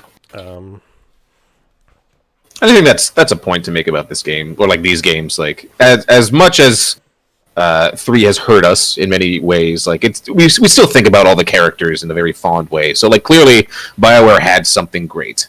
It's just a shame that a bigger company kind of came over and just, I mean, basically cuffed them. You know, like they don't have the freedom to do things like that anymore, and it's sad.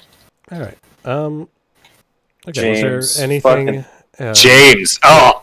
Oh yeah, James. James. Yeah, Jesus Christ! And you thought Jacob was bad in 2, like. Yeah, right. Exactly. We need more generic. Yes, more exactly. generic. But let's make it Crank even it more all the way. generic. The other one was We made a not- mistake. We're going back to exactly. one, guys. Exactly. Aiden, Hispanic. Aiden, Jacob, and James. It's like the trifecta of boring human beings. Yeah. And I mean, most of the human companions in Mass Effect were kind of meh.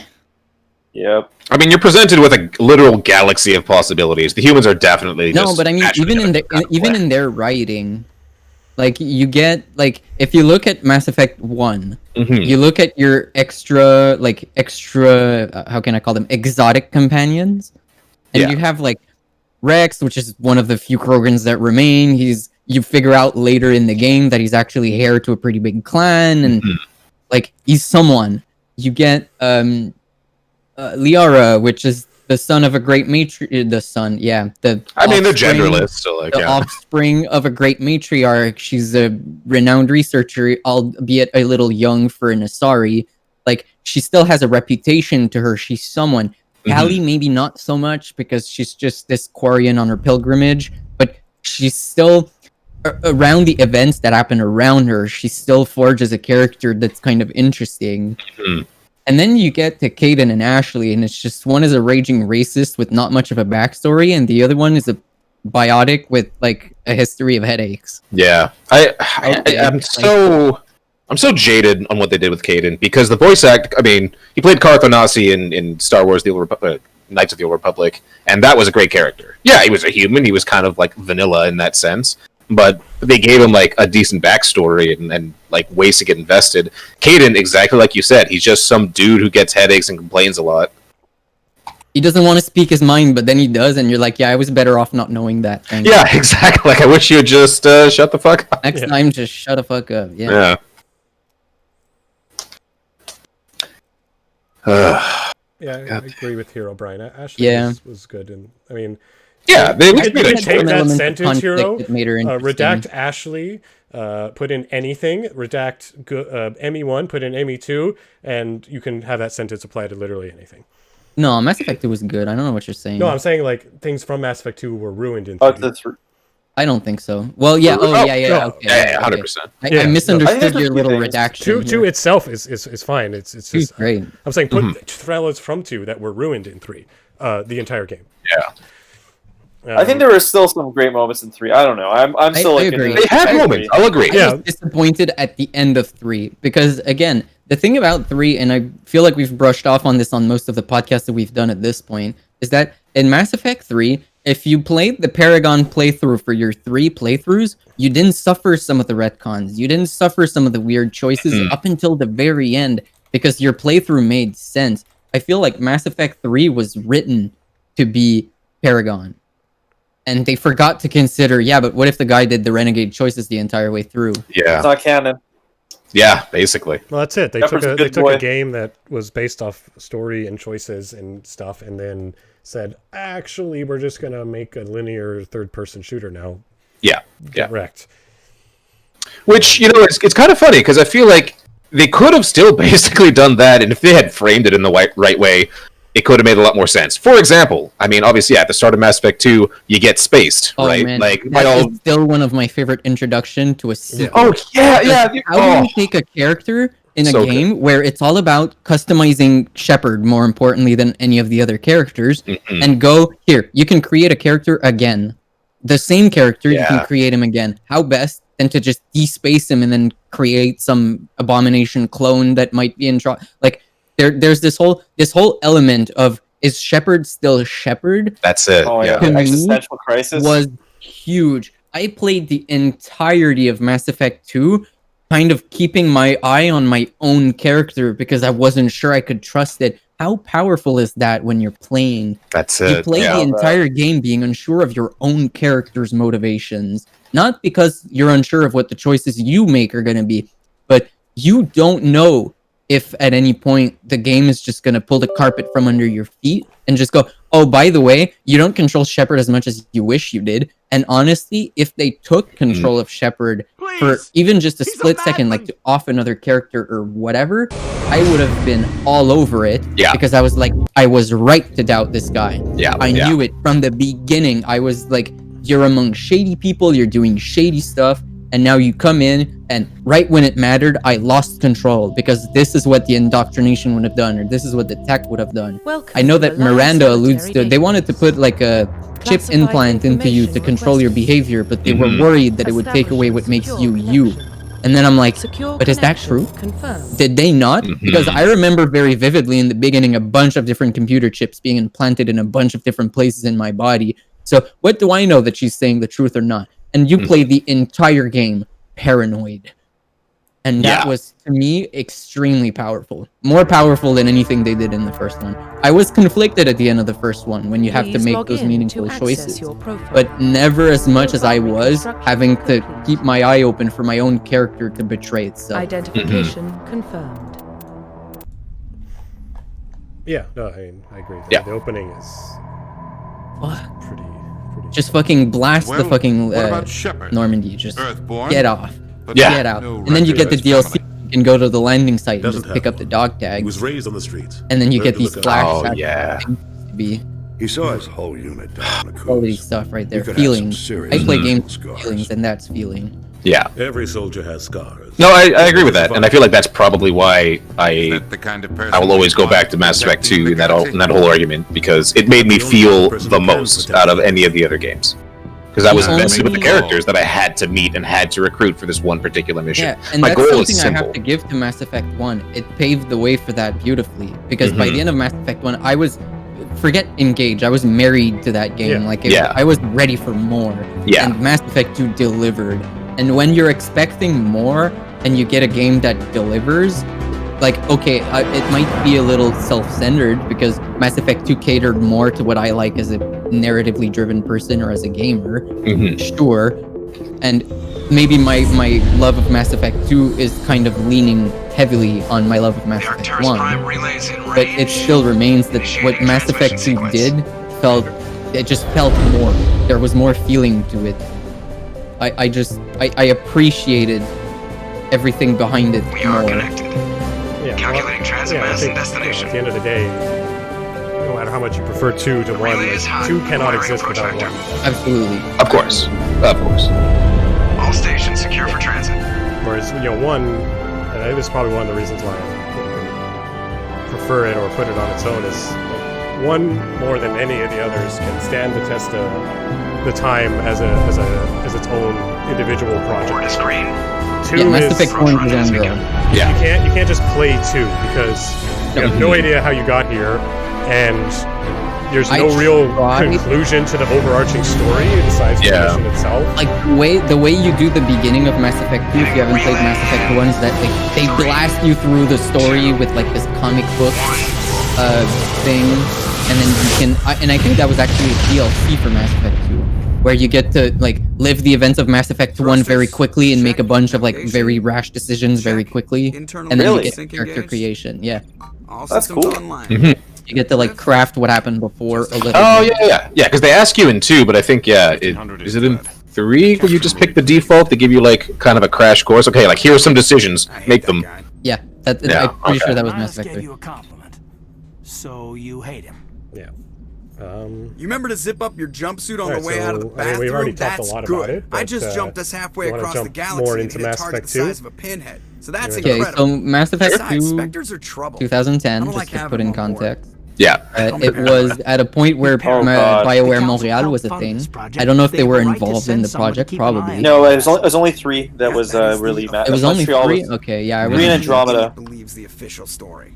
I wasn't sure about that one, because Mass Effect BioWare Montreal opened in 2009, but I think they were working on the KOTOR MMO. Sorry, Commander. Possible. Oh yeah, Or I mean they were contributing working on to that KOTOR KOTOR MMO. MMO for Just years cleared the before mass that. relay. Yeah, it was a while. Stealth systems engaged. Everything looks solid. Good. Yeah, I'm back in Mass Effect and the faces are even worse now. Ooh, my Not mine. I made my default just to go Joker's having a bad Aye, day. Captain. Better brace yourself, sir. As Oh Hero boy, said, now we his have the head truth. just tilting wildly. Oh man. Tell Commander Shepard to meet me Oh in the man, comm Joker, Damn. what have they done to you? Honestly. Yeah. Poor man. And I just gotta give a huge shout out to Joker being the best character of the series. Oh god, yeah, he's great. Oh Shepard, great. Blame please. me. Only one who's talking. Oh. Oh, Caden, man. what happened to you? Yeah. What have you done to my boy? How did you become so interesting all of a sudden? Yeah, exactly. I can't look away. It's one of these things where it's just so horrific, you just can't look away. Yeah, exactly. Yes. I just want to get rid of the film grain because fuck that noise. Oops. And so yeah, Louis, do you have more to say on what you were saying there? Or I kind of got sidetracked by Shepard's face. Sorry. no, that's fair. Very Don't understandable. apologize to trying me to for put- that. That's I my was bad. trying to put Mass Effect 2 in context. 2010, very acclaimed successor to Mass Effect 1, which was a raging success. It starts on a very ballsy opening sequence where you both get to meet the big bad right away and get to kill the main character in the first 5 minutes, which, in my opinion, was probably one of the strongest intros in gaming ever. Yeah. And then you proceed to play a game of forging loyalties and growing or gaining trust or distrust towards Cerberus and the elusive man. You're basically becoming a white supremacist or not. But yeah, overall a good game with a lot of feeling, a lot of very like interpersonal feeling, because most of its story hinged on Shepard reconnecting with his old crew and some new elements. But I think that a lot of the things they expanded upon, like ditch the incremental just I built a I picked up this assault rifle that's exactly like the old one I had but marginally better, in favor of a system that's more, well, I like this gun because it has less recoil or it has more of this, less of that, was better because it kind of made it so that you could customize your playthrough, not based off what was best at the time, but based off of what you preferred, and you could choose to invest the resources that you oh my god, Shepard, wow, I have to hide that while I'm speaking because I won't be able to finish a thought. Yeah, it's pretty distracting now. Like, how easy does something like this derail a brain? Wow. Yeah, right. Like it's a game about people, but about a smaller group of people. Like Mass Effect, if Mass Effect 1 set out to create a universe that felt good, Mass Effect 2 set out to create characters that feel good. And for me, bringing back the scope into a bit of a narrower spectrum was definitely interesting. It was, in my opinion, necessary, because otherwise you're continuously growing a universe, but the bigger it would get, the more shallow it would feel, because ultimately you're not really connected to anything if it wasn't for Mass Effect 2 that really grounds Shepard, the character, as not just a member of the human race and paragon of their excellence and whatnot, but as this human character that forges these human relationships with the people that he's trying to save. Maybe not all of them in equal measure, but it really grounds him as being a human being. Like, of course he's hailed as the hero and all of that, but it really paints a deeper, more meaningful setting, both for the character you're playing and the few people around him. And I think that was very necessary. Now Mass Effect 3 came in and just we're making a headache just thinking about it. I like what you said, because Mass Effect 2, like, as you said, can't exist without 1, and very much complements 1. Yeah, and they go hand in hand so well. Like, it's just yeah. You ask me which one I prefer of Mass Effect 1 and 2, I'll tell you I prefer them both without Mass Effect 3. Yes, and that's gonna be that. The two of them together. I don't. You know, that wonderful year of 2010. Before, when we had these two, it was perfect. They were perfectly in sync together, because we're arguing about the choices and the story, but they both have what the other doesn't, and when you put them together, they're a complete package leading into a finale. That's instead of saying, oh well, I'll pick on you or you, it's like no, fuck all y'all, I'm just gonna ruin it. But yeah, like those two together, between the two of them, there's nothing in this franchise you could want for, and except for maybe multiplayer, but we got that at what cost? I'm gonna make maybe a bit of a vague reference, but I know Dan will agree with me, and I don't know how much Julian's played of Zelda, but let's hope he's played those ones. Mass Effect 1 and 2 go hand in hand, like Oracle of Seasons and Oracle of Ages. You need them together to get the full picture of what Mass Effect 3 could have been. Could have been, because it wasn't. Yeah, no, I'll agree with you on that, in the sense that, they definitely do. Like, I would almost have preferred it just be a duology as opposed to a trilogy, because of how well I feel like 1 and 2 really, like, they understood each other and they built off of each other's flaws and strengths. Mass Effect 3 just did not, frankly. The only problem I like some of the things Mass Effect 3 tried to do.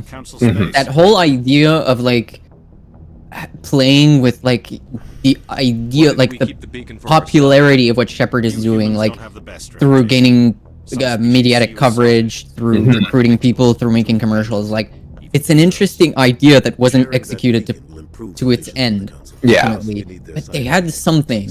They had something. There was a spark in Mass Effect 3 that I'm like, oh, I see you. I see you out there. But then they just shit the bed, and I was like, fuck off. Yeah, what are you doing? Why would you do this to us? Yeah, and I think, and it's a shame, because like, just having Mass Effect 1 and 2 as the package, the only problem is, like, there is a gaping gap at the end of the story, because at the end of the day, like, Mass Effect 2 almost, I mean, it does progress the overall story, obviously, with the collectors and stuff, but in the big picture, it's just like, it's, a time killer to the real threat. They just needed something to, flesh out the universe before, oh, hey, the Reapers are here, because we knew that's where the story was going to have to end up. And that's why, unfortunately, it's hard just to pretend like only 1 and 2 exist, especially 2, because so much of 2 is build up to 3, where at least compared to 1 to 2, like, so one can very much, if Mass Effect never became a thing, like, that was super popular, and we only ever had Mass Effect 1, and it was some random studio, and they never had the money to make a sequel, I think overall we'd be happier, because Mass Effect 1, it leaves some big mysteries hanging out there that, fuel the rest of the franchise, but it's also a very much a self-contained and complete story that can just, end. But 2 is is not. The whole mission of the suicide mission is just like a small step in the gradual progression towards this war with the Reapers. It's a fraction of what has to be done. Exactly. It's an end. It's part of a greater whole as opposed to just being its own thing. Well, technically, Mass Effect 1 still opens the door. Like, yeah, you beat Sovereign, but Sovereign was one of many. He was, and I think they should have played it other way around, where the enemy in the first one should have been called Harbinger, but be Sovereign. Because if you think about the meaning of the word Harbinger, it's like the first of the coming of change. Like it's foreshadowing. It's and that would fit more the character. The name of Sovereign though is just too epic to pass on. It's just like and this dude's real deal. Yo, and especially when you listen to him speaking, it's just like, yo, this guy is not to be messed with. I assume this is he's like the deleter of species. Yeah, exactly. Yeah. That's basically what it comes down to. Yeah. Speaking of, like his awesome lines, I had another one here, but like how he ends that conversation. It's hold on, I got it right. No. Commander, that's ship. What's he say?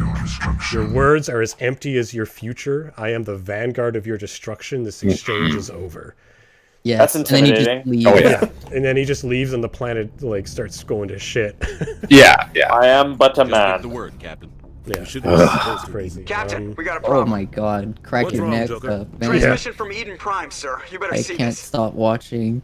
Bring it up on it's like a train wreck. It's sucking me in. Yeah. Reminds me of old YouTube poop. Exactly. At least Shepard has a normal face when he's not talking, so it has some safe haven. Yeah, exactly. But yeah, I think what was the last thing we were saying? I think Nihilus has an eye problem, but aside from that, the Bizarre is trying to go for a walk and he doesn't want to. Yeah, exactly. Oh, crazy.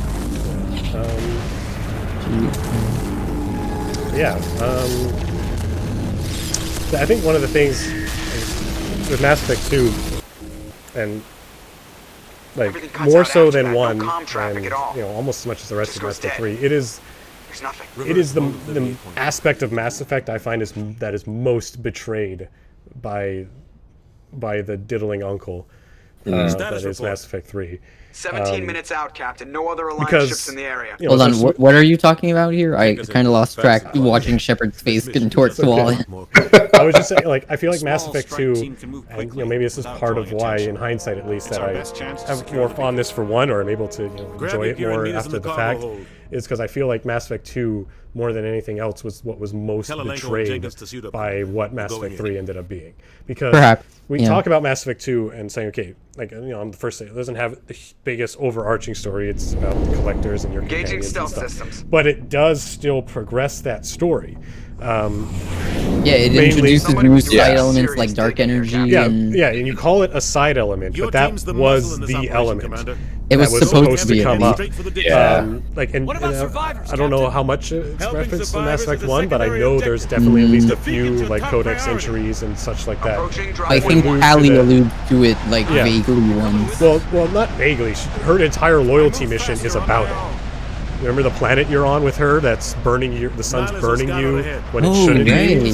Because it's going supernova. Like, the dark energy thing? Yeah, yeah, you're right. I forgot about that. And there's that, and there's a few other things within the Tali quest and elsewise that allude to this, dark energy issue. So there's that, and then there's the other thing that Mass Effect 1 and 2 kind of put this thread forward, and that's just the arc of and the importance of humanity. Like it's not because I don't think it's certainly not strictly because of developmental issues or reasons that you can only play a human. It was a very that was a conscious choice. Very conscious, very deliberate choice to make you only be able to play as a human in this game because the story is going to be so human focused. And let me just ask you this, and to try and show you how hollow Mass Effect 2 ends up being because of Mass Effect 3 is, why were they building a human Reaper? Why were the collectors only kidnapping humans? Because the humans became the pinnacle when they fought back the first Reaper. The humans showed themselves as pinnacle of evolution when they were able to fight back a Reaper. But they didn't do that alone. That was the entire galaxy. No, but the only reason the galaxy was able to do it is because a human undertook the task of uniting behind a singular front. Okay. I mean, the Terminator Reaper. Yeah. But again, then the question still is, why was that the case? Why is it that humans were the ones that are... Like, the whole franchise is telling you humanity is special. I mean, the chance of human experience throughout fantasy, throughout... but it's not just that. Like, okay, yeah, you have that in anything, because we're more relatable to humans, but the game specifically goes out of its way to emphasize humanity and its importance. That, like, the whole... You know, all of Mass Effect 2, you're working for a human supremacy organization. Like, the themes of humanity being, you know, significant and important to the overall story are there from the beginning. They're there throughout. And again, like, yeah, okay, sure, humanity proved to be, like, the most useful in the fight in the first game. But again, why a human Reaper? What difference does a human Reaper make to any other Reaper when we're talking about something that is practically indestructible unless the You'd have entire to play the galaxy Leviathan DLC to figure that out. If you haven't played the Leviathan DLC, I understand you have those questions. No, I know the Leviathan attempts to answer those questions, but they're the wrong answers. Yeah, because it's Mass Effect 3. That's why. But the Leviathan DLC tries to answer those questions. It's that the Reapers are always made in the image of the race they destroy, which is why Sovereign is shaped as a Leviathan, because he's one of the first Reapers. Yeah, but they're all shaped that way. They shouldn't, and that's again a problem. Because they rewrit the lore at the end. Because they rewrit the lore, that wasn't supposed to be. Because they weren't just making a human Reaper for the fuck of it. Because again, even if even that argument, like why put all this effort just into this one human Reaper? When you've proven that doesn't matter what the Reaper is made from, it's practically indestructible. Like I said, Sovereign was defeated by, like, an entire galactic effort and a bit of luck. Definitely a lot of luck. Yeah.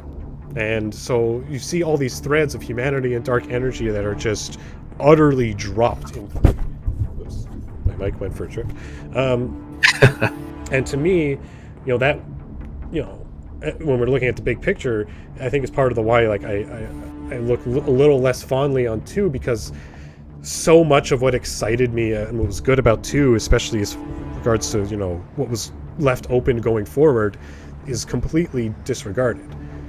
Like, it's not even just that, okay, the Reapers aren't here to deal with the dark matter energy issue. It's like, we're not even going to talk about it. It's like, what happened to that planet Tatali was checking out in Mass Effect 2? You know, like... It's just, and like, it never even, like, okay, the Leviathan eventually, it's like, yeah, we made a human Reaper for a completely arbitrary reason. Cool, good job. Like, you can't tell me that they built the entire concept of a game around this idea of making a human Reaper for arbitrary reasons, which they didn't. But they rewrit it. Try to salvage Mass Effect 3. They shot themselves in the foot way too hard for me to be able to do anything to help it. Basically. But I need you to stay focused. And yeah, like, that just, you know, it sucks, because, like, I can still play Mass Effect 2, because, you know, it doesn't hurt that much, but it makes me sad, because I'm just like, man, look at all these things I can't wait to get the answers to. Oh, yeah. Right, I remember how this fucking turns out. Yeah, or at least Mass Effect 1 didn't. But they do give you... they do give you something. They give you just not what you want, but they do give you, like, closure on a lot in Mass Effect 3. It's just not... Do they? Like, what? Like, well, I mean, we know on Earth and they're all gonna die until we release the extended cut. Like, yay! I mean, that's it. Like, I mean, I don't like that, but that's what happens. Yeah, but that to me, that doesn't count as giving an answer. That's just a cop out. That's just lazy. But I mean, they let you see a lot of the characters' plots go through. Like, I mean, just to give you the example of the easy example of the Quarians versus the Geth, and like that moment there where you get to see what either Tali dies and the Quarians die, or like there's things that get tied up, and like that gets kind of concluded. And you do get the conclusion also with the Elusive Man. You get the conclusion of what happens to the Reapers, what happens to, like, It's not great, but I mean, it ends. Like, one way or another, it solves, like... Because the thing is, here's one problem I'd like to propose to you. Like, listen, I know Mass Effect 3 is not perfect by any means, but when I'm thinking about, like, the Reapers are this, like, impossibly large antagonist force. And, like, I have a hard time imagining many ways of dealing with that. Like, I know there do exist ways of dealing with it better than they did. But, I mean, between having them all destroyed, all controlled, or the synthesis, I don't know many other ways it could have really worked out in the end, given everything that led up to it. You the one in charge here, sir?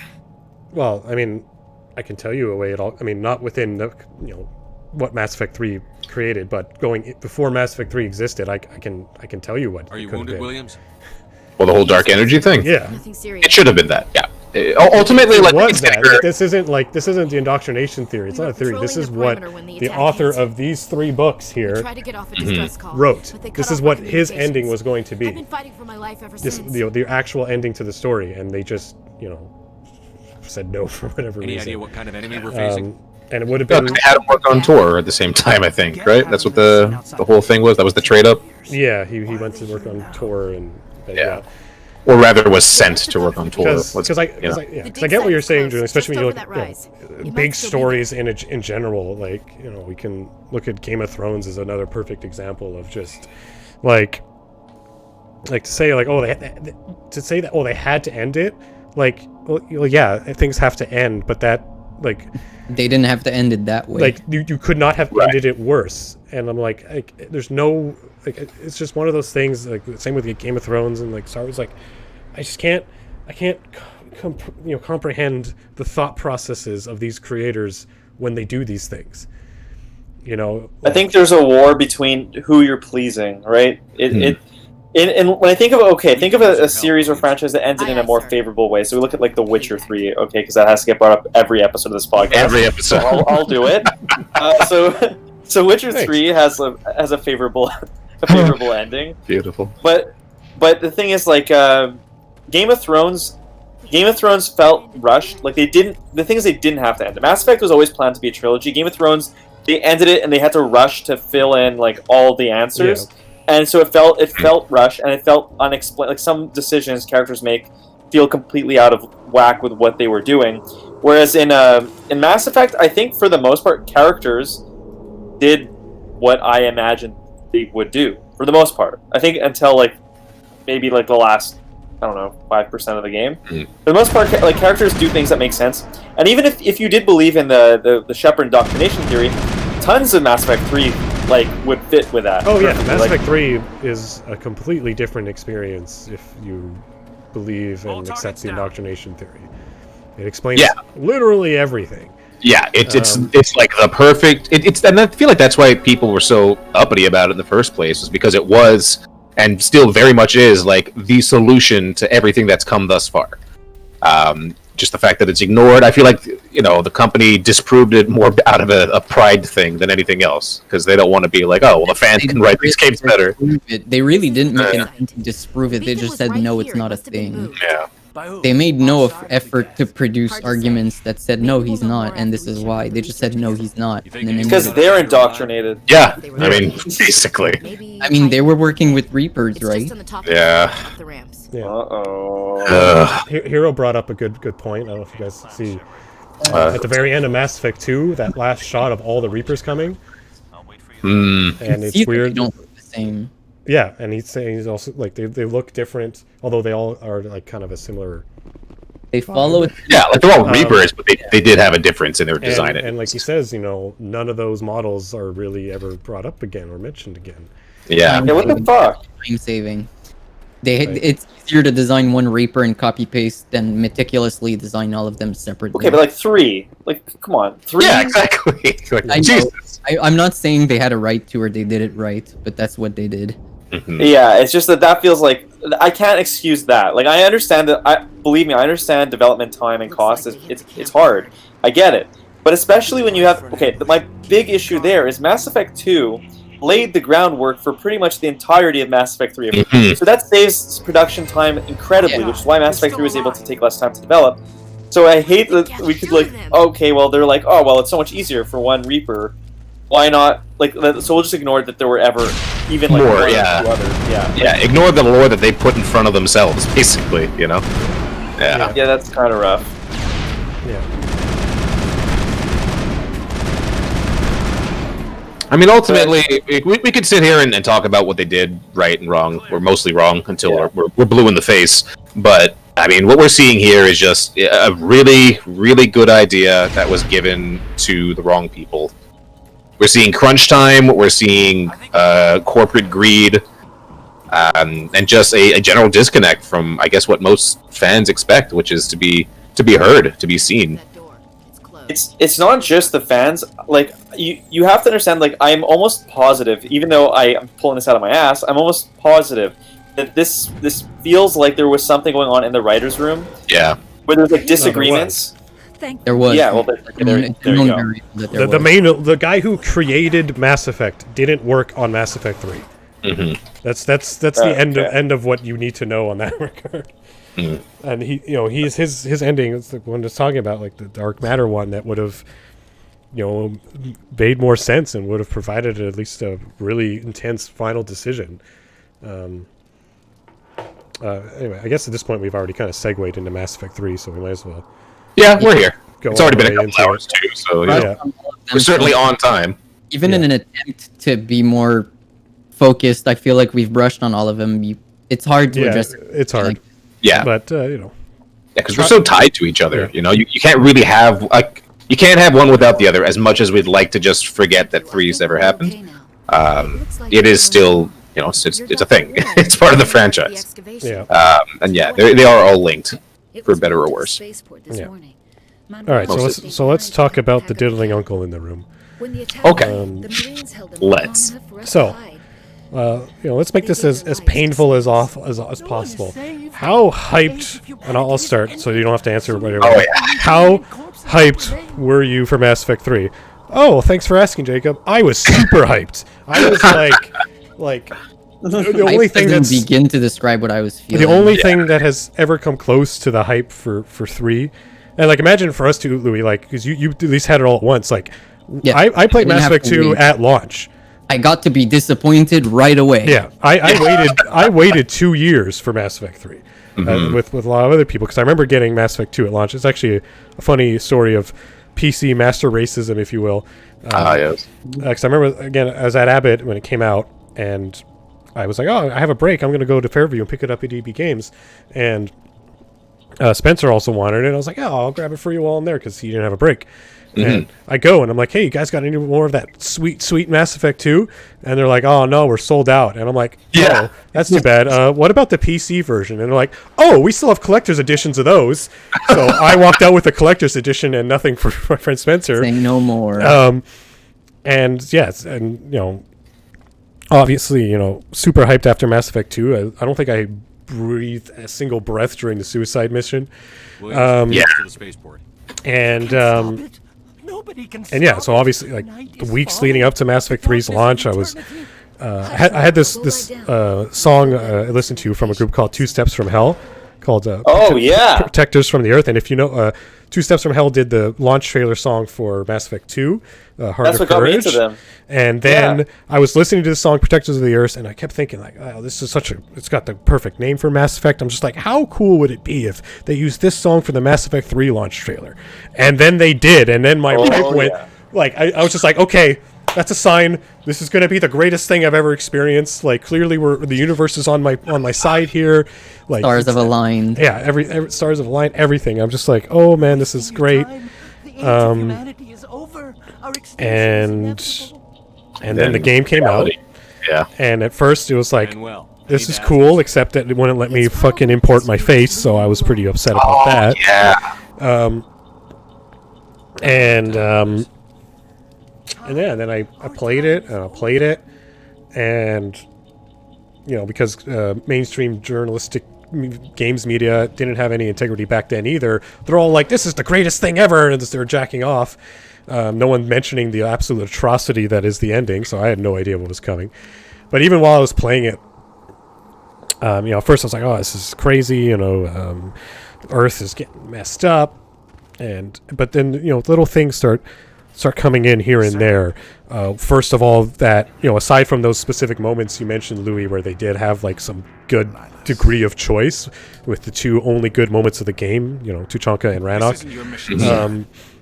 But aside from that, you have two dialogue choices pretty much in every conversation. Whereas here in Mass Effect 1, if you're seeing, I have like 5 options, and one of those is to open up 6 other options. Yeah. Whereas Mass Effect 2, I can't even think of one moment where you have a second wheel to access in a conversation. It's just like because I feel yes like or that no. second wheel, yeah, but to be fair, that second wheel in the first one usually leads to questions like, where are the Rannoch? Yeah, why are you here? Like, those questions are answered in the codex.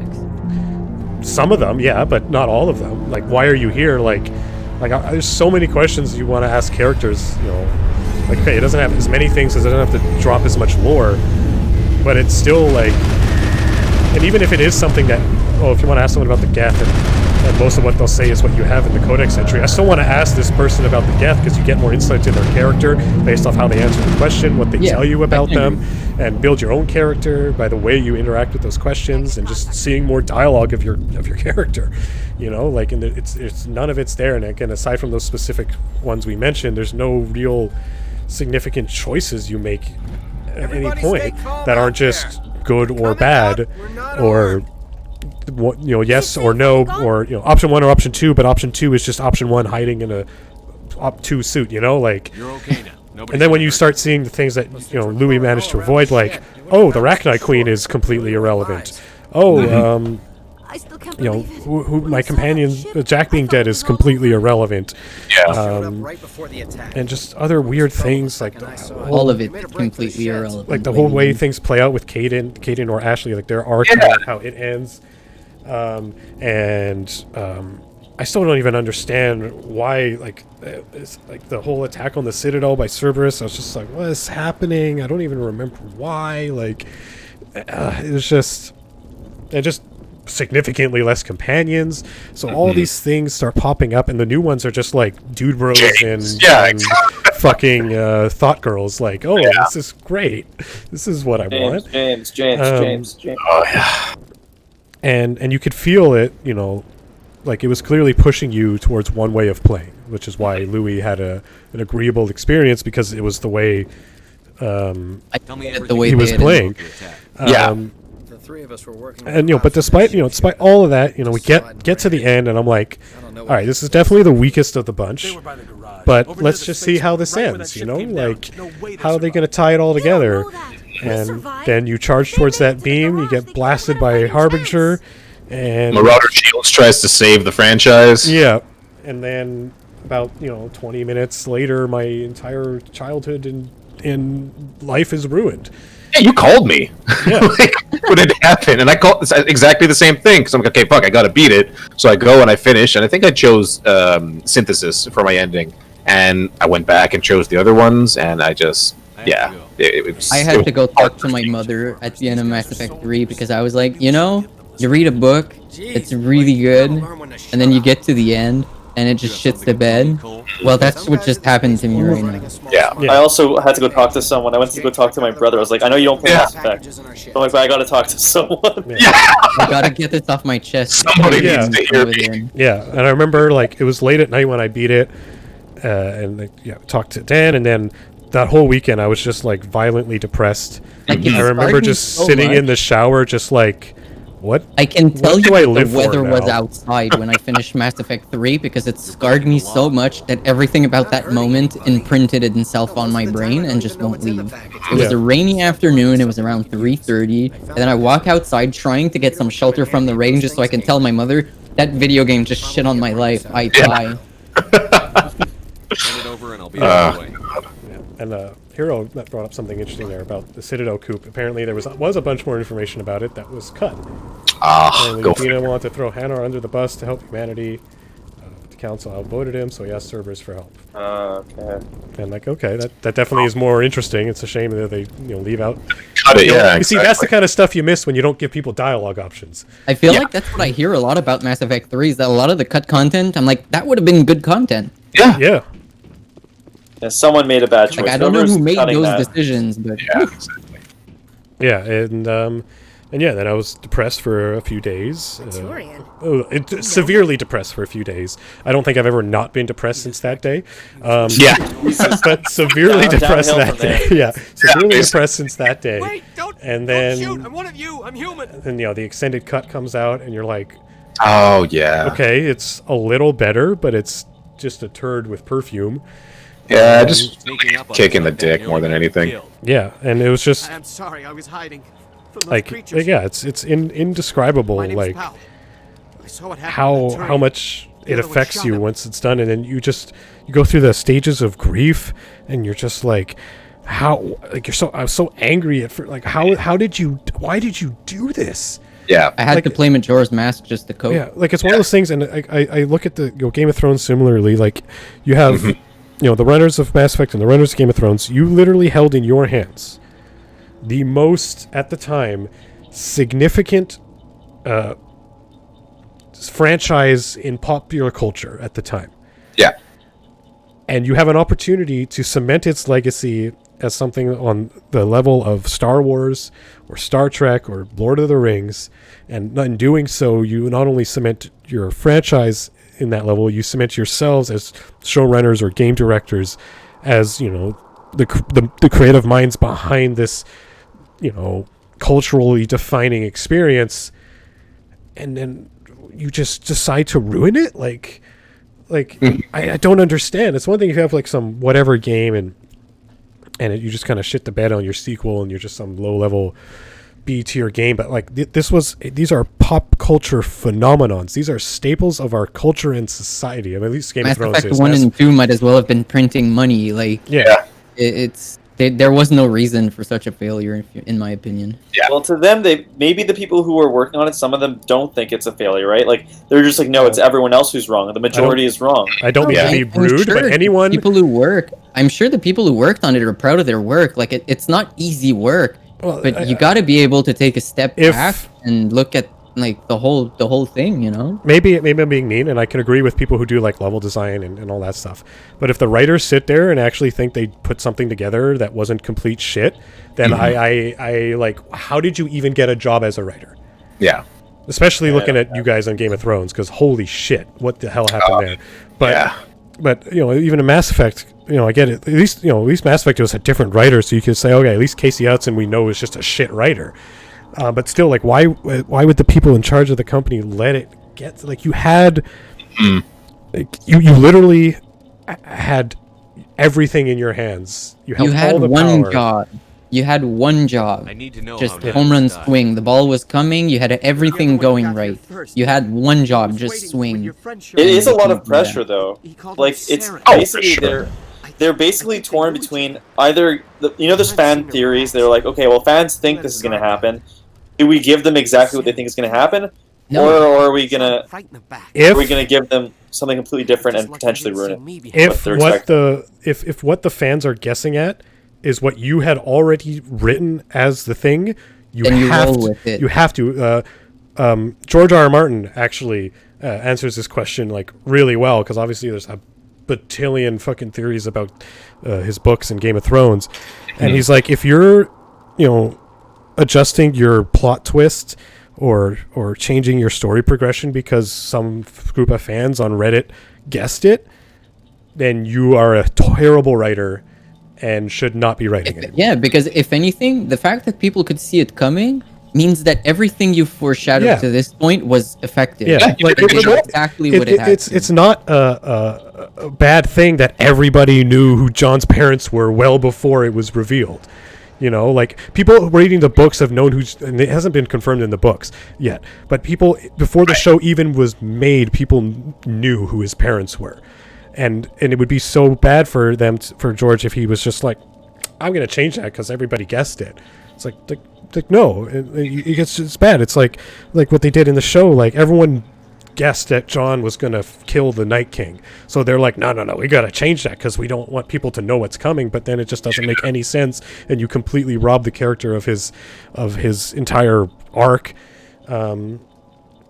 I think something similar happened to Jaime Lannister, right? Because, like, let's be real, his character arc was going in very much a redemption form, and, like, as a reader, as a watcher, I always kind of suspected, like, okay, he's eventually going to come around, he's going to be the one to kill Cersei, because he has to.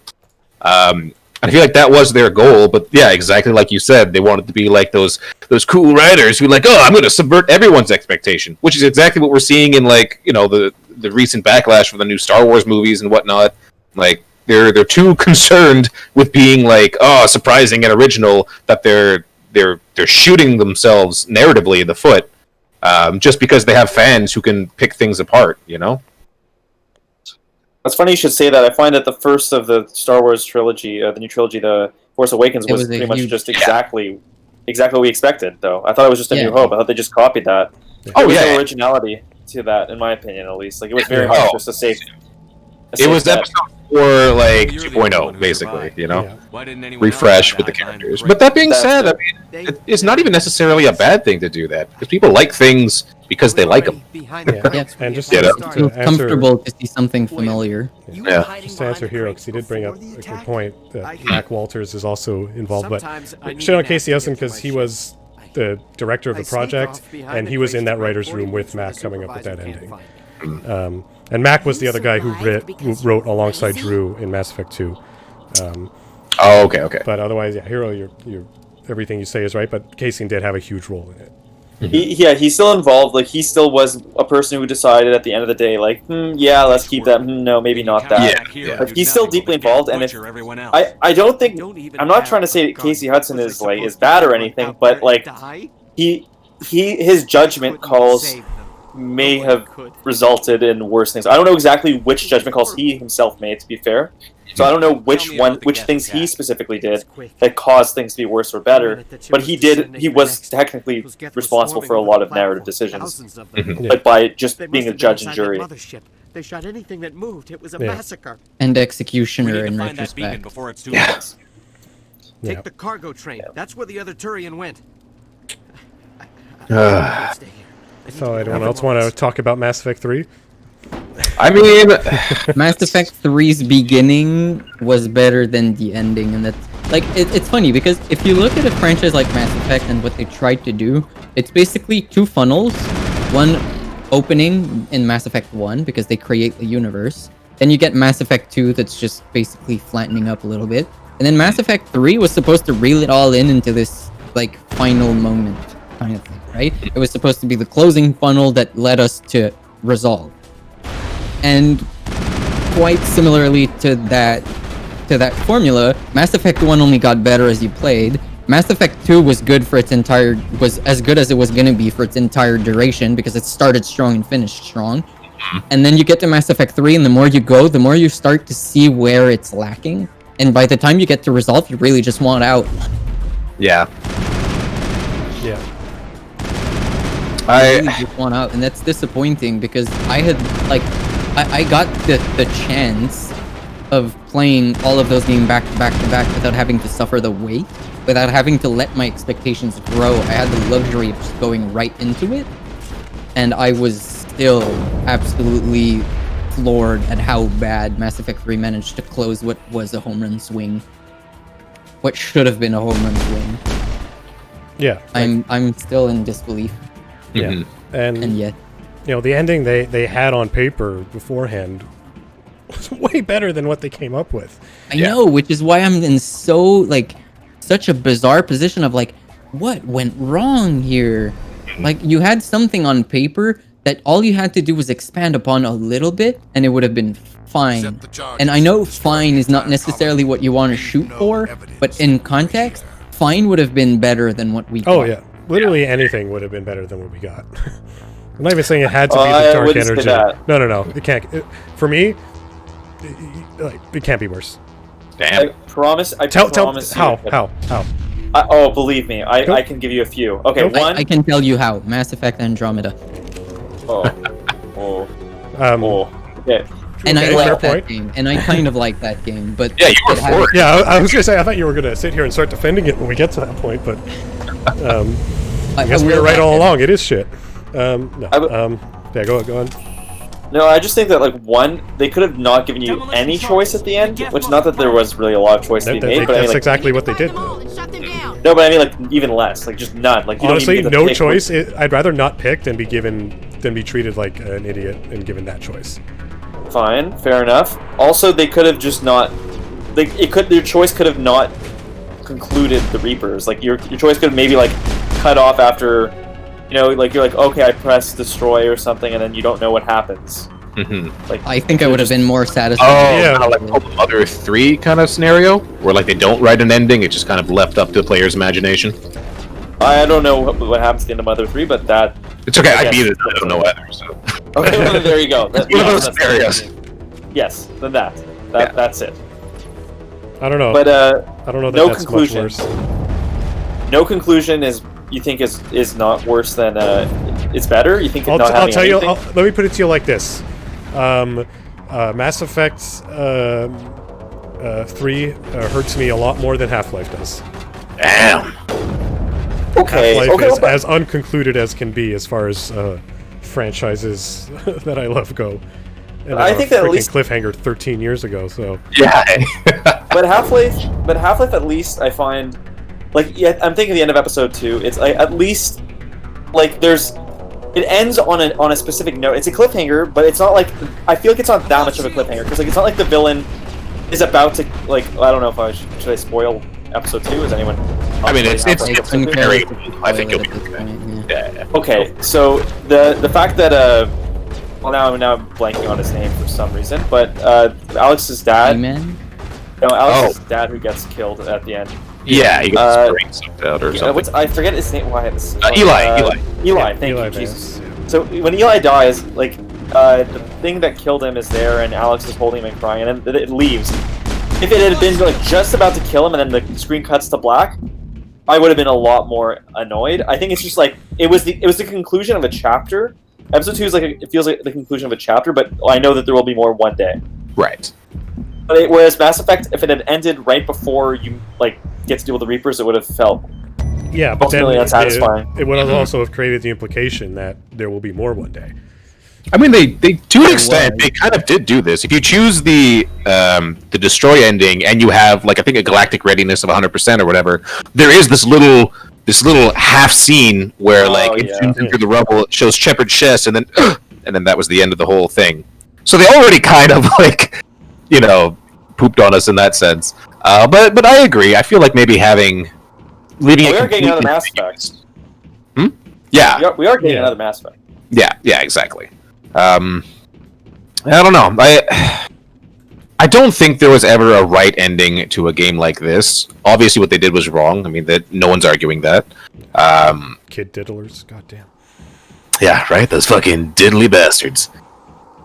I don't know. It's just sad to see a franchise that was so beloved and that had the potential to be like the new big thing. Like, could you imagine if it was a successful game, we could have had like Mass Effect shows and like all this other crap, like kind of how The Witcher had this like huge, just like popularity spike out of nowhere. I would have liked to have seen something similar with Mass Effect. Even Resident Evil has like a huge, like it's a multimedia domination basically. Yeah, exactly.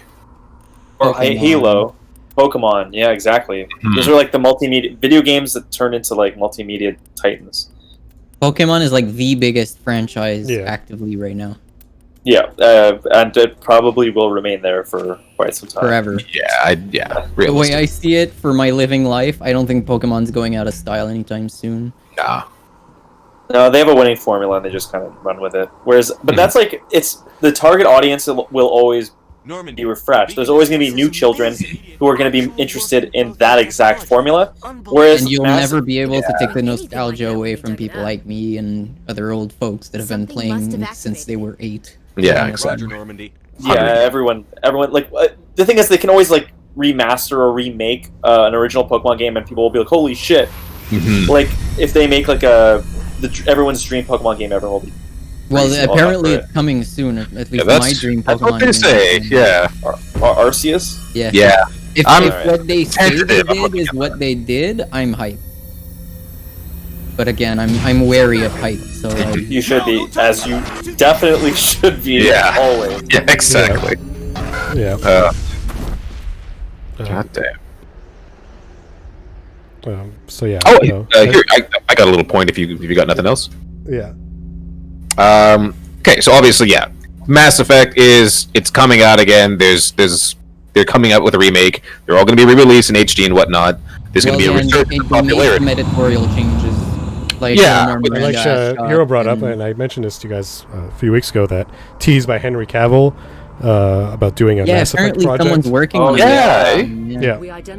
Yeah, I remember seeing that. Yeah. So all that to say, do you think there's going to be? I mean, obviously there will be a resurgence in popularity for the game. Do you think there's going to be a resurgence in like an outcry when it comes to the ending again? People who have never played Mass Effect getting into it for the first time are going to have that same kind of reaction. I feel like a lot of don't know the game would meet, like if they looked at critics to decide, they would see, because it's probably the thing that shows up the most, they would see right away. Yeah, I feel like most people will at least be aware of what's coming if they're playing the game for the first time. It's kind of hard. Your ear to the ground when it comes to gaming and everything that pertains to it, you know that Mass Effect 3 is most famous for its botch. Like if you're interested in Mass Effect Remaster coming out, then you know enough. Dr. Chakwas. Now, if someone just picks it up one day a year from now, like some kid who, like, okay, but the people who are gonna, fuel this maybe resurgence in popularity with the remaster know exactly what they're getting themselves into. How are you feeling? Which is why I won't be buying it. So no, thank you. I just want to say my crackpot theory for why Henry Cavill had that script. How long was I out? On his part, about 15 hours. The Mass Effect script. The reason we saw a picture of Henry Cavill holding a Mass Effect script. My crackpot theory is that they're either going to have him voicing, like he's the revoiced version of a character in the Mass Effect Mass Effect remaster, or whatever, or we'll have a voice option to have the original voice or have Henry Cavill. Oh. Let's be honest. Why would you pick anything but Henry Cavill as your voice? Yeah. Well, this is what happened in Saints Row, for example. Like you have so many voice options for your character, and you have Nolan North. It's just like voice 1, voice 2, voice 3, Nolan North. I was like, oh. Well, that's a fucking no-brainer. The blast knocked you cold. The lieutenant and I carried you back here to the ship. Yeah, well, Hero's saying there's no way they're going to rework voice, and I think I agree with him. Yeah, this is probably going to be as bare bones of a remaster as can be. Yeah, they're going to phone it in. And I mean, I would have felt that way, like, anything short of remaking the third game, because I'm like, well, if you're going to take another stab at this franchise, why not fix it? But, accepting the fact that that'll never happen, like, it's still, like, a very bare bones recreating. Yeah. I mean, let's be real. At the end of the day, the remake isn't being done out of, like, this love for the franchise. The way of the gaming industry now. Yeah, BioWare needs more money for their next fucking disaster, so re-release something that's partially good at least, that like nostalgia will sell, because nostalgia is like the biggest, or at least I think one of the biggest driving forces in the industry today. That's why we're seeing all these Mario remakes and these Zelda remakes, and everyone's going crazy for it. Some good, some bad, but at the end of the day, they're getting talked about. And it's easy for game studios because they don't got to think about anything new. You don't got to innovate, you're just remaking. The industry's gone stale. What? I'd never say such a thing about our overlords. It's almost like we spent 3 hours talking about that last week. Yeah. Aye, Captain. But yeah, no, you're right. I mean, I'll be in the mess if you need me. This is just their attempt to recoup losses for the absolute dumpster fire that was Anthem.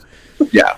Oh God, I forgot Anthem even came out. Yeah, it's officially dead now too. They ended up on the revamp. They were going to do like a 2.0, and they're like, nah. Not even, eh? Wow. No. That's not worth it. It's a sunk cost fallacy at this point. Just give up. Like part of the Normandy crew. They did the right thing. I figured we could use it. They did the right thing. Sometimes you got to give up. 100% agree. The same way they gave up on the DLC for Mass Effect Andromeda when they saw that Andromeda was a huge trash fire. Yeah. Because a lot of the missing races in Andromeda were alluded to as being like on their way as DLC content, but then Andromeda was a big trash fire, so they're like, well, I'm not gonna bother. Yeah. So wasn't there supposed to be a whole Quarian? There was supposed to be a ship that showed up of theirs.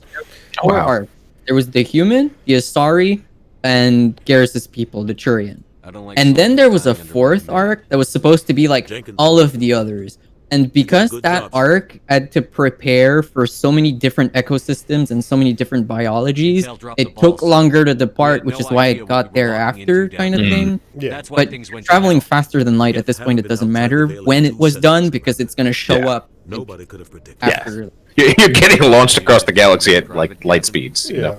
I won't lie. Faster than light. Oh wait, no, the arcs were going at light speed. Yeah.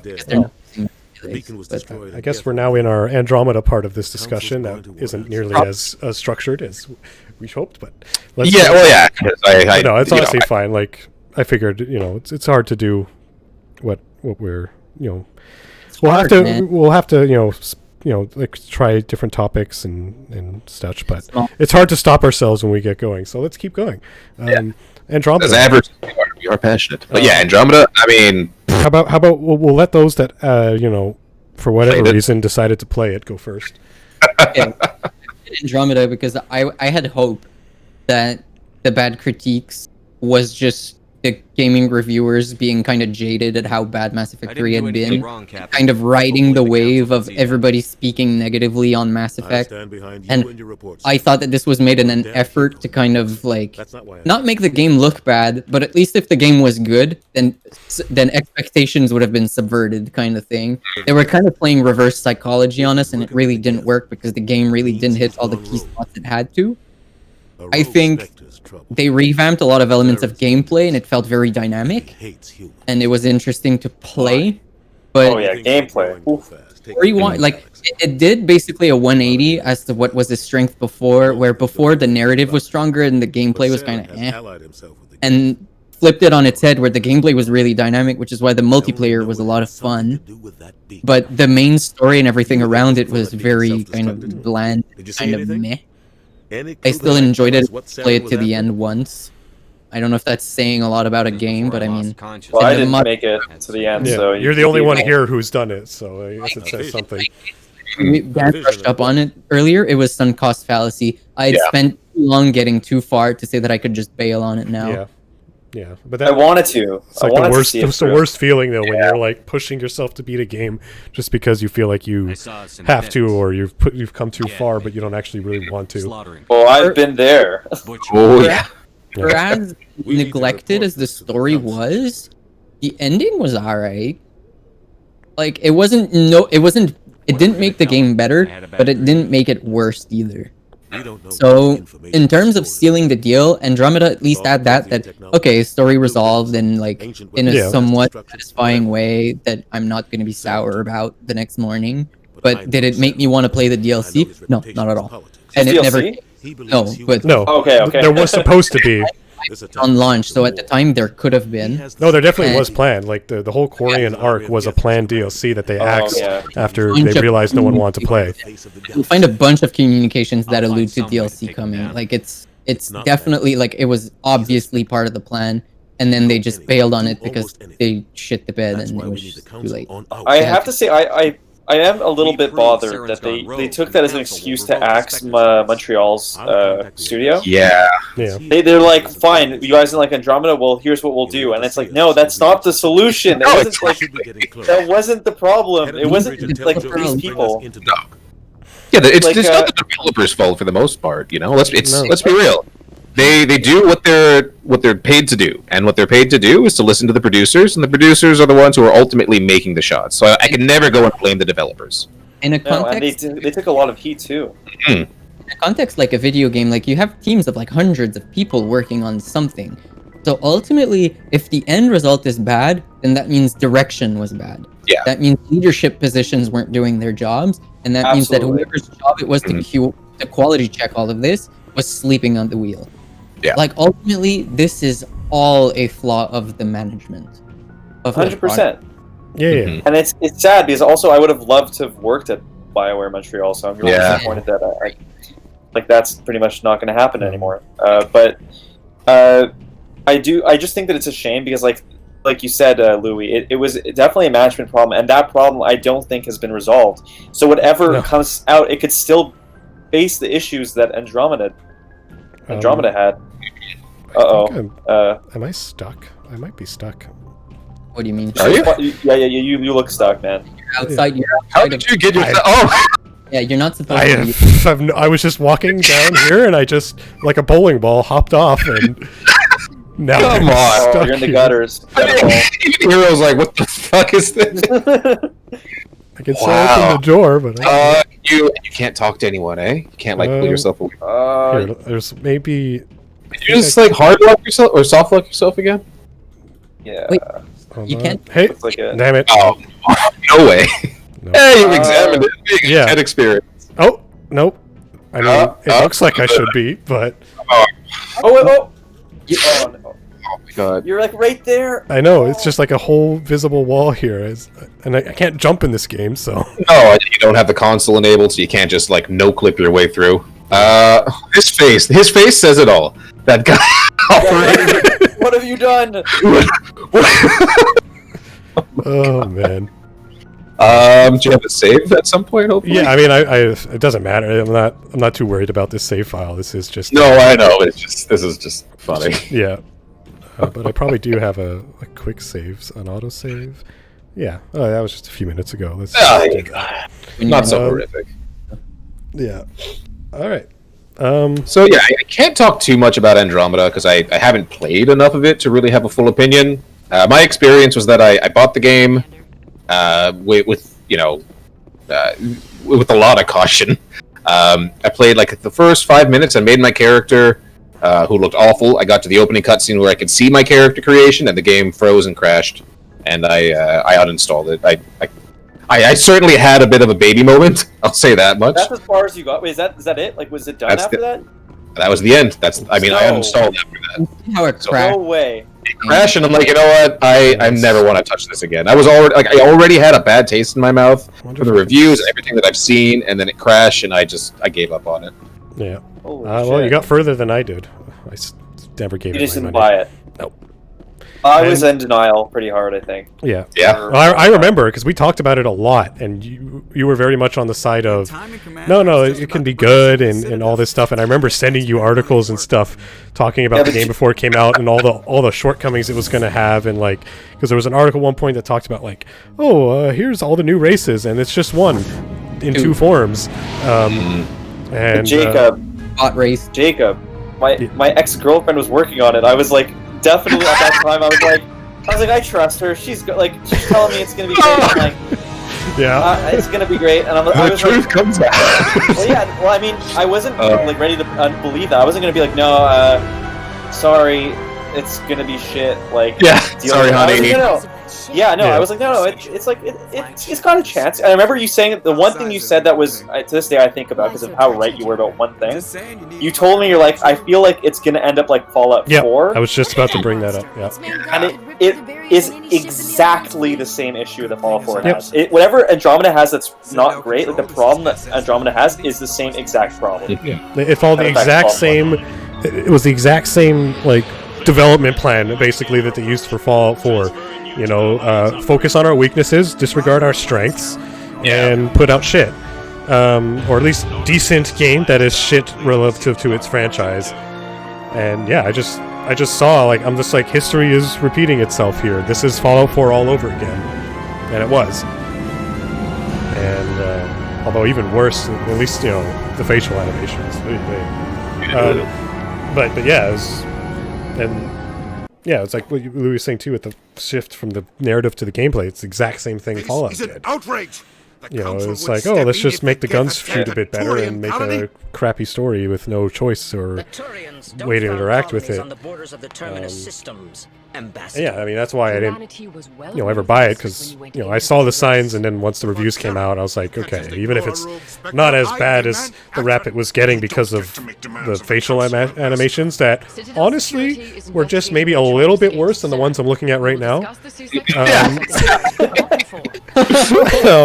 That council meeting is taking a whole different spin. Oh, yeah. I think they're having some connection issues. Yeah.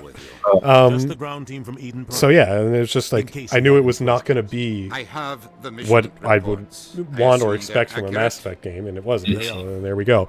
Sounds like you convinced the council to give us and I until I see things to convince me otherwise. I'm going in with the same mentality for Mass Effect 4 until I see otherwise. And Dragon Age 4 as well. Dragon Age, I don't even look at it. I only finished Origins ever. Dragon Age 2 was the first game I brought back to the store. So, that Dragon Age 2 was the unsung hero that tried to warn us of the rot in Mass Effect. I mean, in BioWare before Mass Effect 3. They had a year to make Dragon Age 2, though, which I mean explains quite a bit. Like they had no time. They did nothing. Like it's an expansion pack. Yeah, an expansion pack that strips all the depth of the gameplay and RPG elements of the previous game.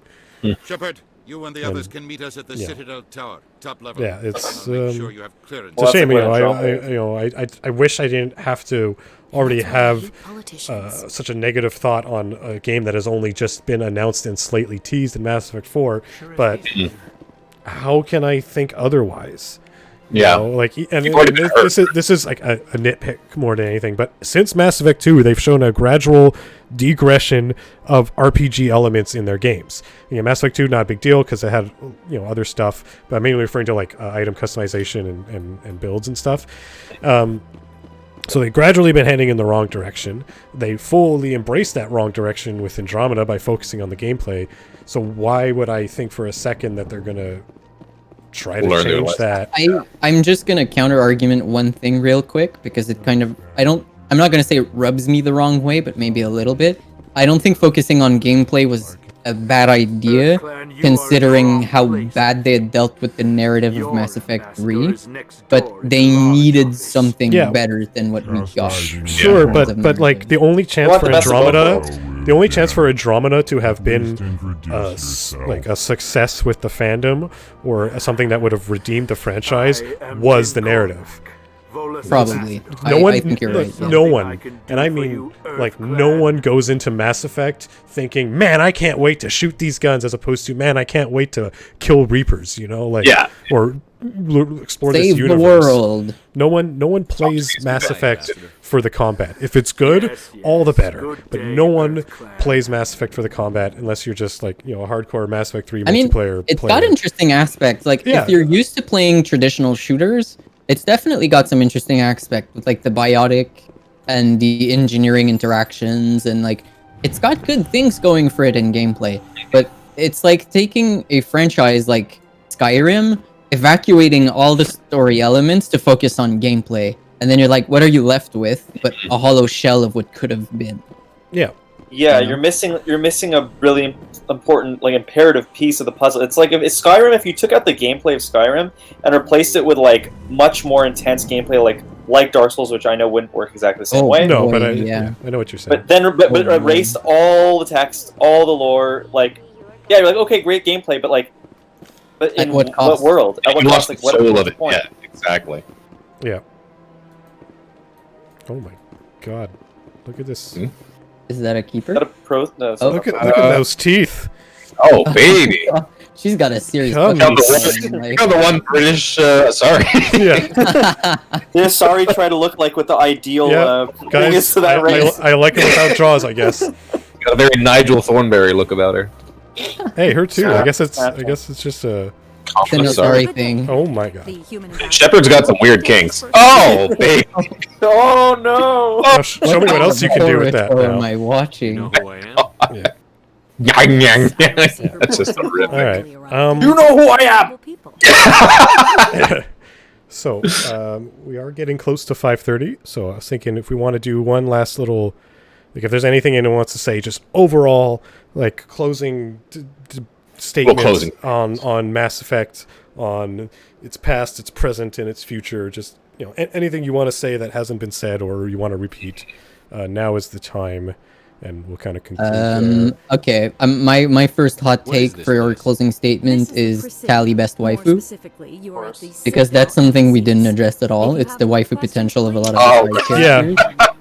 Fair point. It's a very good thing. I'm a basic ass man, so Miranda all day. And the only reason I'm not buying the legendary edition is because they took out the ass shots. Yeah, I was honestly gonna buy the legendary edition until I read that they removed the ass shots, and then I was like, this is censorship. I don't need this in my life. Yeah.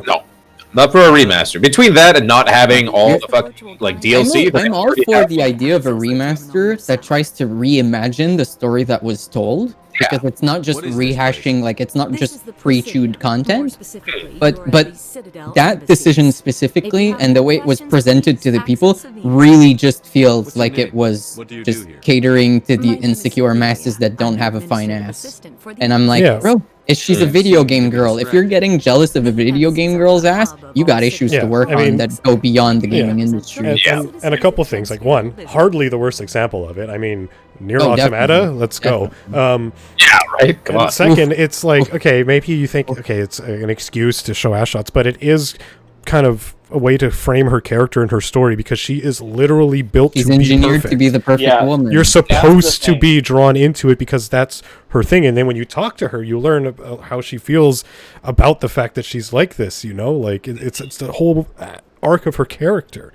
It makes that whole ass shot all the more important, that if she knew that that's how she was presented to us, she'd be upset. It gives the character depth. Yeah. Yep, 100%. Like, it's part of her story. Like, if every character had ass shots and it was just like, let's go with the ass shot on everybody, even Tali and so on. Like, okay, Aiden. But yeah, exactly. no, Morden. I want Morden's ass. There's still more ass shots, if anything. Garrus's ass or lack thereof. Maybe I'd love to calibrate those bones. Anyways, I agree. Yeah. So yeah, but yeah, waifus are good. I mean, wow, I'm having a brain fart on names right now. Looking for closing statements, basically. Yeah, well, yeah. Someone wants to go on, but yeah, Miranda's my waifu, at least, just because that's just how I played it, and I was happy. Oh, that's fair. Yeah. I find like Liara was like the canon. She was definitely the one you were meant to be with. Never felt the attraction personally.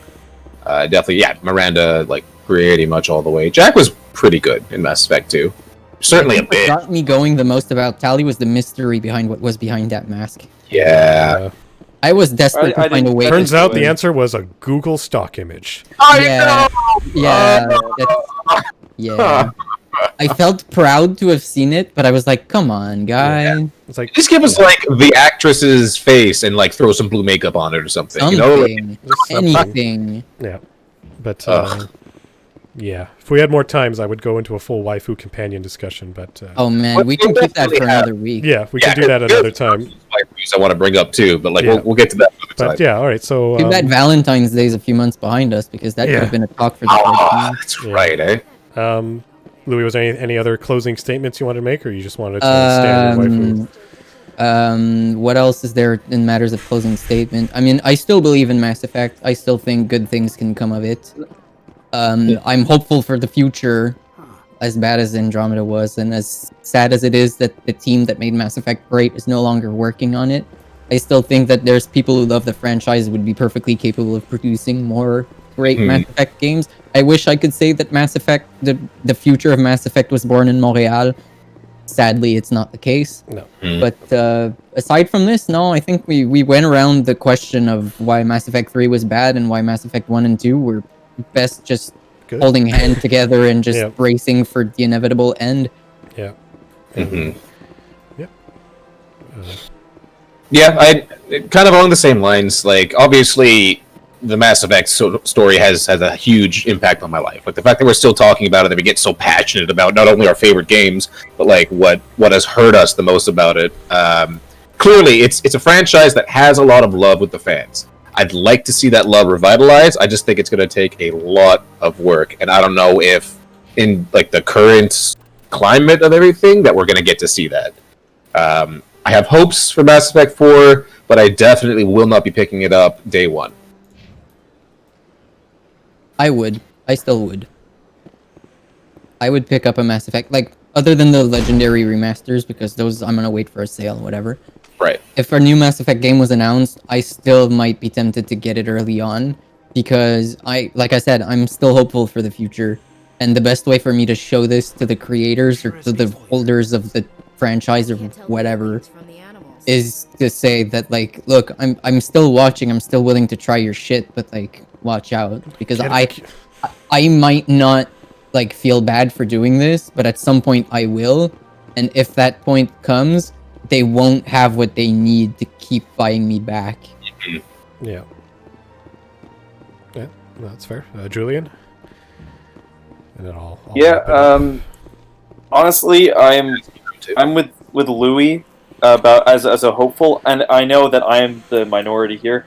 But even with Mass Effect 3's ending, which left a bitter taste in my mouth, I still like Mass Effect 3. I still like all of them, and I know maybe that would change if I replayed everything and analyzed it under more scrutiny. But I still hold Mass Effect very highly in my regard, and I really love the franchise. And I think it's one of the few franchises and games that I hold as dearly as I do. Like, there's really very few that I love as much as Mass Effect. And even though Andromeda didn't give me what I was looking for, I don't think that it was because of the premise. And I think it was because they didn't get to deliver what they wanted to deliver. It's missing the fantasy that Andromeda, which was completely different than the original trilogy. It's missing the fantasy that it was promising, which was like just exploring this new galaxy with all the new potential. They just didn't reach that potential. Yeah. And I think that if they don't screw up like they did there, if things go smoothly this time around, at least somewhat, that we could get something really good in Mass Effect 4. I don't know if I'll buy it on day one. I think it depends. I'll be sold whether or not I will, based off of whatever they're going to present. Whatever they first show us what the premise is. If I feel like I'm hopeful with the premise, I'll be more likely to buy it right away. But I think it really comes down to what are they going to do? Because it's a big decision at this point. Like, how do you proceed? They're not proceeding with Andromeda, so what are they going to proceed with? And like, to answer that question determines my opinion on the future of this franchise. Although I'm hopeful. I think there's a chance. Alright. Cool. That's me. Alright. I'm going to shit all over your hopes and dreams because I think it's dead and it will stay dead. Go ahead, man. I know your opinion. Yeah,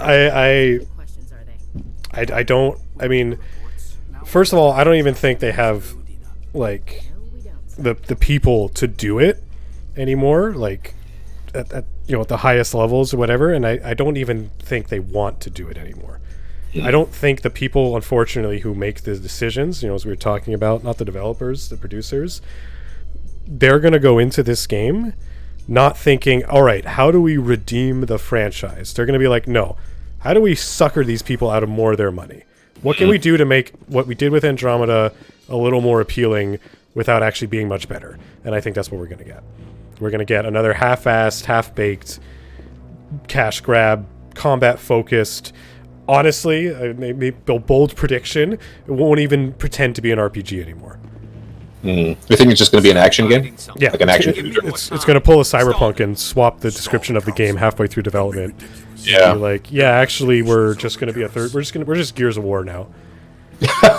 I mean, it certainly started to feel that way. Because Mass Effect Andromeda was definitely, and that's not just like because of their own trends, but just the industry as a whole. Like a franchise that as dumb as it sounds that they're going to go this way, but a franchise that's on the brink of being dead forever. In their efforts to save it financially, they're going to do what they tried to do with Andromeda, and they're just going to appeal to the lowest common denominator because that's where they're going to make the most money. But that's so you think they've already written off the like, not the nostalgia group, but like their original group, and they're just kind of shooting? Yeah, for like 100%. They're shooting for the Andromeda crowd. Right. They're going to say, you like the gameplay. We'll give you that. We'll throw in some half-baked Easter eggs and fan service since we're coming back to the original, to the proper trilogy, and we'll call it a day. And because not just because we want to take your money and because those are our options, but because we are, as a company, are incapable of making the kind of game you are hopeful they will make. Since Mass Effect, since Mass Effect 2 came out, because I throw in Mass Effect 3 into their garbage pile, BioWare has not released a BioWare game. The closest they got was Dragon Age Inquisition. Because they've been EA for too long. The closest they got was Inquisition, but even that, had some faults. But although it was actually a pretty fair effort from what I hear, it's the only BioWare game that I haven't played that I would consider trying at some point. But like that, and that was that was still kind of the ass end of the good era. There was still enough good in the company left to push that out. But since then, like, you have Andromeda, which we talked about, Anthem, which doesn't exist anymore. That's fucking crazy. And AAAs have lost their way, man. A lot of there's AAA studios are struggling because they've lost their way between the corporate greed and the actual love of the craft. I don't trust him. Yeah, and I don't think that BioWare has the means to make a lovingly crafted game anymore. And it's not just Mass Effect. I feel the exact same way about Dragon Age 4, that's going to also come out probably before the next Mass Effect. They're a shell of what they were. No one who was there when they were good is there anymore. They're BioWare in name only, and they haven't made a game that makes me think they can make good games. So, and I feel like, not attacking you guys or anything, but as I know what it's like, I feel the only reason you have hope is because of how much you loved that trilogy, and I'm like, to trust, I would, dude, the amount of cocks I would suck to get a good Mass Effect game. Like, don't get me wrong, I want it more than anything, but it's not going to happen. You're only partially right about why I'm hopeful, and although my example is a little fringe because Nintendo is a little bit of a peculiar case in the gaming industry, the reason I have hope is because I felt similarly to how I felt after Mass Effect 3 when I played Skyward Sword. It wasn't a Zelda game. It definitely wasn't the Zelda game I wanted. Skyward Sword or Breath of the Wild? Skyward Sword. Okay. Breath of the Wild was the Zelda experience. You kidding me? Oh, it was amazing. But no, Skyward Sword really disappointed me. I was like, what the fuck is this garbage? And I'm not sure. Twilight Princess came before Skyward Sword, right? Yeah. So Skyward Sword was the latest entry, and then they published Breath of the Wild. And then I was like, oh man, that's a return to form, and it's a return to form that worked. It was amazing. I have my problems with Breath of the Wild, but ultimately, I have nothing bad to say about how the game was developed or anything, because it was a huge step up compared to what Skyward Sword was. So it helped me regain or retain some of that hope. Mega Man did the same thing. Mega Man X7 was total trash. But then they went back to Mega Man Classic, released Mega Man 10 and 11, and those were great games. They stuck to what it worked, and they expanded on it, and it worked so well, it was so good. And Mega that's Man why X8. Mega Man X8, I haven't played. Honestly, I own 5 different copies of it, and I haven't played because Mega Man X7 kind of left me on that fence where I was like, I know I should, and I probably will at some point now that you mention it, but it's hard. Like, I have a fondness for Mega Man X2 and 3 because they were absolutely amazing. Yes, man. Mega Man X4 was still pinnacle, but it started lacking in some elements, but whatever. But, a lot of these older games found a way to return to what worked and produce work that was good.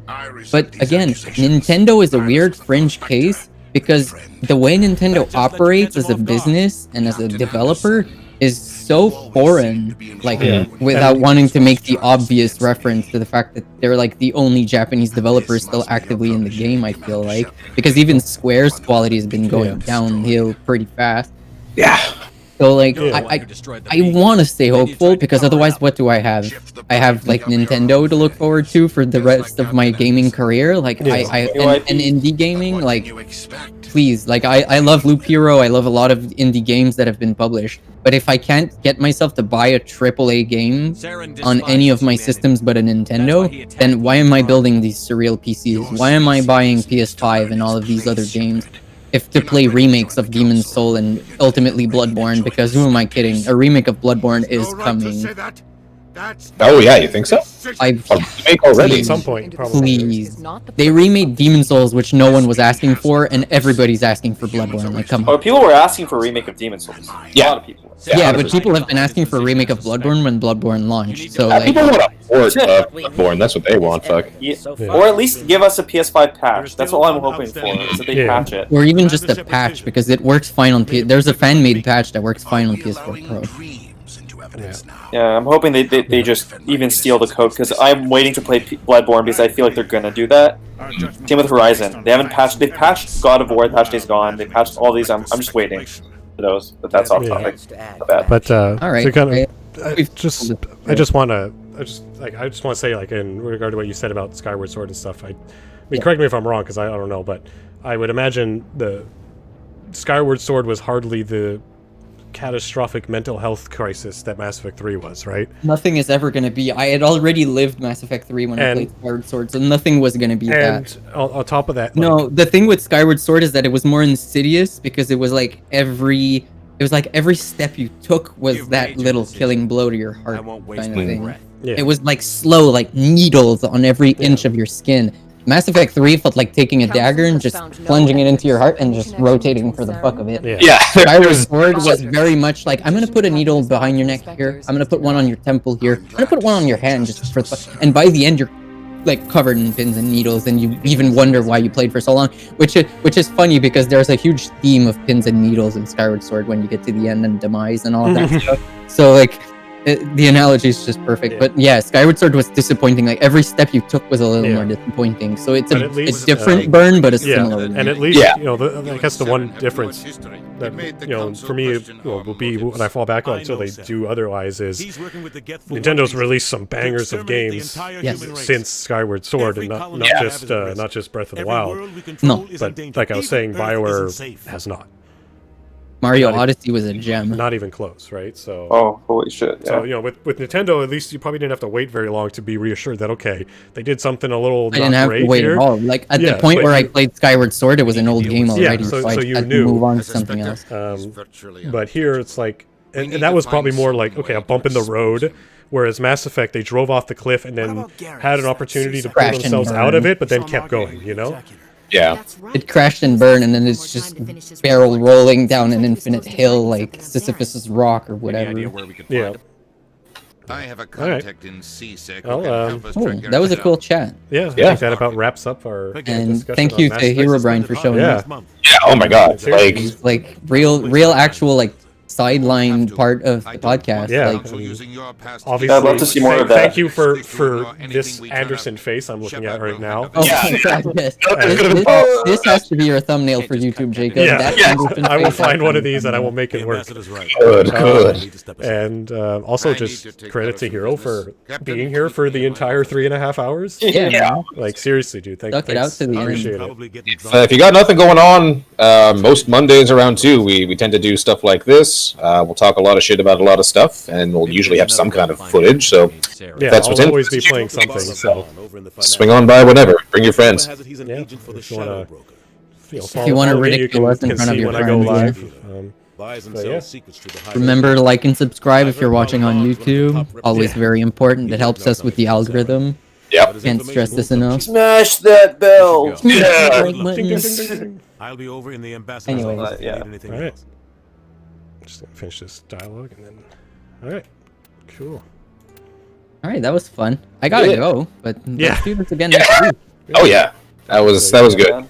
Yeah, and if anyone has ideas of what to discuss, I'll have all of 6 hours shift to think about that. So if I think of anything, I'll just exactly. For him. Well, I guess really quick, while you're going, is there any game that we all play that we can talk about?